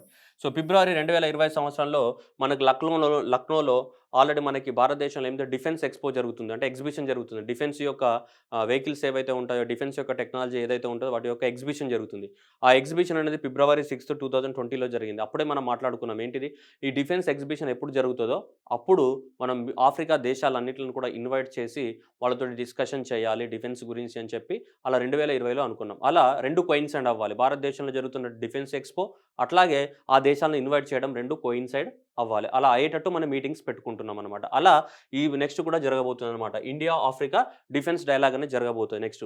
ఎప్పుడు మార్చ్ 2022లో ఎక్కడ గుజరాత్ గాంధీనగర్లో జరగబోతుంది. ఎందుకంటే అక్కడనే నెక్స్ట్ ఇయర్ ఏం జరగబోతుంది, మనకి డిఫెన్స్ ఎక్స్పో జరగబోతుంది. ఈ డిఫెన్స్ ఎక్స్పోకే వీళ్ళందరూ వస్తారనమాట. ఎవరు, ఈ ఆఫ్రికా దేశాలు. అక్కడ మీటింగ్ పెట్టుకొని మనం మాట్లాడుకున్నాం. అంతకుముందు ఎక్కడ జరిగింది, లక్నోలో ఫిబ్రవరి 2020లో జరిగింది. నెక్స్ట్ 2022లో ఇక్కడ మనకి డిఫెన్స్ ఎక్స్పో అనేది గాంధీనగర్ గుజరాత్లో జరగబోతుంది. అప్పుడే ఇండియా ఆఫ్రికా దేశాలు కూడా అక్కడ కూర్చొని మాట్లాడుకుంటారు. నెక్స్ట్ క్వాడ్ యొక్క మీటింగ్ అనేది వాషింగ్టన్లో జరగబోతుంది. On the what September 24th రోజు జరగబోతుంది. క్వాడ్ అనేది ఏంటిది, ఈ 4 దేశాలని క్వాడ్ అంటాం. మనకి ఏది, ఆస్ట్రేలియా కానీ, ఇండియా కానీ, జపాన్ కానీ, యూఎస్ఏ కానీ. జపాన్ కానీ, యూఎస్ఏ, ఈ 4 దేశాలను ఏమంటాం, ఇలా క్వాడ్ లాగా కనిపిస్తుంది కదా. అందుకోసం ఈ 4 దేశాలు ఏమంటాం మనం, క్వాడ్ కంట్రీస్ అని చెప్తాం. ఎందుకంటే ఈ మొత్తం కూడా ఇది ఈ పసిఫిక్ ఓషన్ ఉంది కదా, ఈ పసిఫిక్ ఓషన్ల యొక్క చైనా డామినెన్స్ అనేది బాగా పెరుగుతుందని చెప్పేసి ఈ చైనా డామినెన్స్ని తగ్గించడానికి కోసం ఈ 4 దేశాలు అనేది యూనియన్గా ఏర్పడ్డాయి. ఆ యూనియన్ పేరు ఏమంటున్నాం మనం, క్వాడ్ అని చెప్తుంటాం. ఆస్ట్రేలియా, జపాన్, యూఎస్ఏ, ఇండియా, ఈ 4 దేశాలు. వీడి యొక్క మీటింగ్ అనేది వాషింగ్టన్లో జరగబోతుంది. ఎప్పుడు, సెప్టెంబర్ 24th. నెక్స్ట్ వచ్చేసి అకూస్. అకూస్ అనేది కూడా America and the UK and the US అనమాట. ఇది ఇది చూస్తే ఇది Australia, UK and the US. Australia, UK, US. వాళ్ళ ముగ్గురు కలిసి వాళ్ళకి సంబంధించినటువంటి సీక్రెట్స్ ఏమైతే ఉంటాయో, ఇన్ఫర్మేషన్, అంటే మన డిఫెన్స్కి సంబంధించిన సీక్రెట్స్ కానీ, డిఫెన్స్కి సంబంధించిన టెక్నాలజీ కానీ ఉంటాయి కదా, అలాంటివన్నీ కూడా వాళ్ళు షేర్ చేసుకుంటారంట ఈ 3 కంట్రీస్. దానికోసం జో బిడెన్ ఏం అనౌన్స్మెంట్ ఇచ్చాడంటే, మేము ట్రైలాటరల్ సెక్యూరిటీ పార్ట్నర్షిప్, ఓకే, ఈ 3 దేశాల మధ్య ఒక సెక్యూరిటీ పార్ట్నర్షిప్ అనేది ఉంటుంది. కొన్ని రహస్యంగా ఉండేవి ఉంటాయి కదా, ఆ 3 కంట్రీసే షేర్ చేసుకుంటాయంట. వాళ్ళు ముగ్గురు కలిసి ఒక అగ్రిమెంట్ చేసుకుంటాము. ఎందుకంటే చైనాని కౌంటర్ చేయాలంటే ఇలాంటివి అవసరం. చైనాని కౌంటర్ చేయడానికి ఇక్కడ ఏముంది, క్వాడ్ అనేది కూడా ఉంది. అలాగే చైనాని కౌంటర్ చేయడానికి జో బిడెన్ ఇంకేమంటున్నాడు, అకూస్ అని కూడా పెడుతున్నాడు. ఆస్ట్రేలియా, యూకే, యూఎస్ వాళ్ళు ఏం చెప్తాం, వాళ్ళకి సంబంధించి సీక్రెట్స్ ఏవైతే ఉంటాయో వీళ్ళు 3 దేశాల మధ్యనే షేర్ చేస్తారు. అవి చాలా రహస్యంగా ఉండే సీక్రెట్స్ అనమాట, ఎవరికి చెప్పరు. అలాంటివి వీళ్ళకి షేర్ చేస్తారు. ఎవరికి, చైనాని కౌంటర్ చేయాలంటే వేరే ఆప్షన్ లేదు కాబట్టి. అలా దానికోసం ఒక agreement, AUKUS. Next India, USA India strategic clean energy partnership. ఇది ప్రతి దాంట్లో చెప్పి ఉన్నాను నేను. లాస్ట్ 3 వీక్స్లో 3 సార్లు చెప్పాను దీని గురించి. ఇండియా యూఎస్ఏ అనేది మనకి అగ్రిమెంట్ చేసుకున్న ఏంటిది, క్లీన్ ఎనర్జీ అండ్ ఎజెండా. 2030 నాటికి క్లీన్ ఎనర్జీని ప్రమోట్ చేయాలంటే ఏమేమి చేయాలన్న దానికి సంబంధించి ఇండియా అనేది యూఎస్ తోటి అగ్రిమెంట్ చేసుకుంది. వాళ్ళు కొంచెం ఫండింగ్ ఇస్తారు. ఆ ఫండింగ్ ఉపయోగించుకొని మన దేశాలలో ఏంటిది పొల్యూషన్ తగ్గించుకుంటూ ఎలా డెవలప్ అవ్వాలో దాని మీద మనకు జరుగుతూ ఉంటుంది. ఓకేనా, right. US India clean energy partnership. Next Tamil Nadu Denmark plan energy India and in the Gulf of Mannar. Tamil Nadu government, Denmark ఇద్దరు కలిసి ప్లాన్ చేసుకున్నారు. ఇద్దరు కలిసి ప్లాన్ చేసి ఏంటిదంటే, మనకి తమిళనాడుకి బార్డర్ లోపల ఇక్కడ ఉండేది ఏంటిది, ఇదంతా కూడా శ్రీలంక కదా, ఇక్కడ ఉండేదంతా కూడా ఏంటి, మనకి గల్ఫ్ ఆఫ్ మన్నార్ రీజియన్. ఈ గల్ఫ్ ఆఫ్ మన్నార్ రీజియన్లో ఎక్కువ మొత్తంలో విండ్ ఎనర్జీకి స్కోప్ ఉంటుంది. సముద్రంలో గాలిలు బాగా వీస్తుంటాయి కదా, విండ్ ఎనర్జీకి స్కోప్ ఉంటుంది కాబట్టి అక్కడ సపరేట్గా ఒక ఏంటిదంటే మనకి ఎనర్జీ ఐలాండ్ నిర్మించబోతున్నామని చెప్తున్నారు. It will be the what India's first floating wind park. ఎక్కడ, ఈ గల్ఫ్ ఆఫ్ మన్నార్లో కట్టబోతున్నారు. మన డెన్మార్క్ వాళ్ళతోటి మనకి అగ్రిమెంట్ చేసుకోవడం జరిగింది. That is the energy island in Gulf of Mannar. దేనికి సంబంధించి, మేజర్లీ విండ్ ఎనర్జీకి సంబంధించి. డెన్మార్క్ వాళ్ళు టెక్నాలజీ సప్లై చేస్తారు. అలా గల్ఫ్ ఆఫ్ మన్నార్ ప్రాంతంలో విండ్ ఎనర్జీకి సంబంధించినటువంటి ఒక పెద్ద ప్లాంట్ పెట్టబోతున్నాము. దాంతోపాటు మనకి ఇండియా ఇప్పటివరకు భారతదేశంలో సముద్రాలలో విండ్ ప్లాంట్స్ పెట్టలేదు. భూమి మీద విండ్ ప్లాంట్స్ పెట్టాం కానీ సముద్రాలలో పెట్టలేదు. సముద్రంలో పెట్టబోతున్నటువంటి ఇది ఫస్ట్ది కాబట్టి ఇండియాస్ ఫస్ట్ ఏమంటున్నాం, ఆఫ్ షోర్.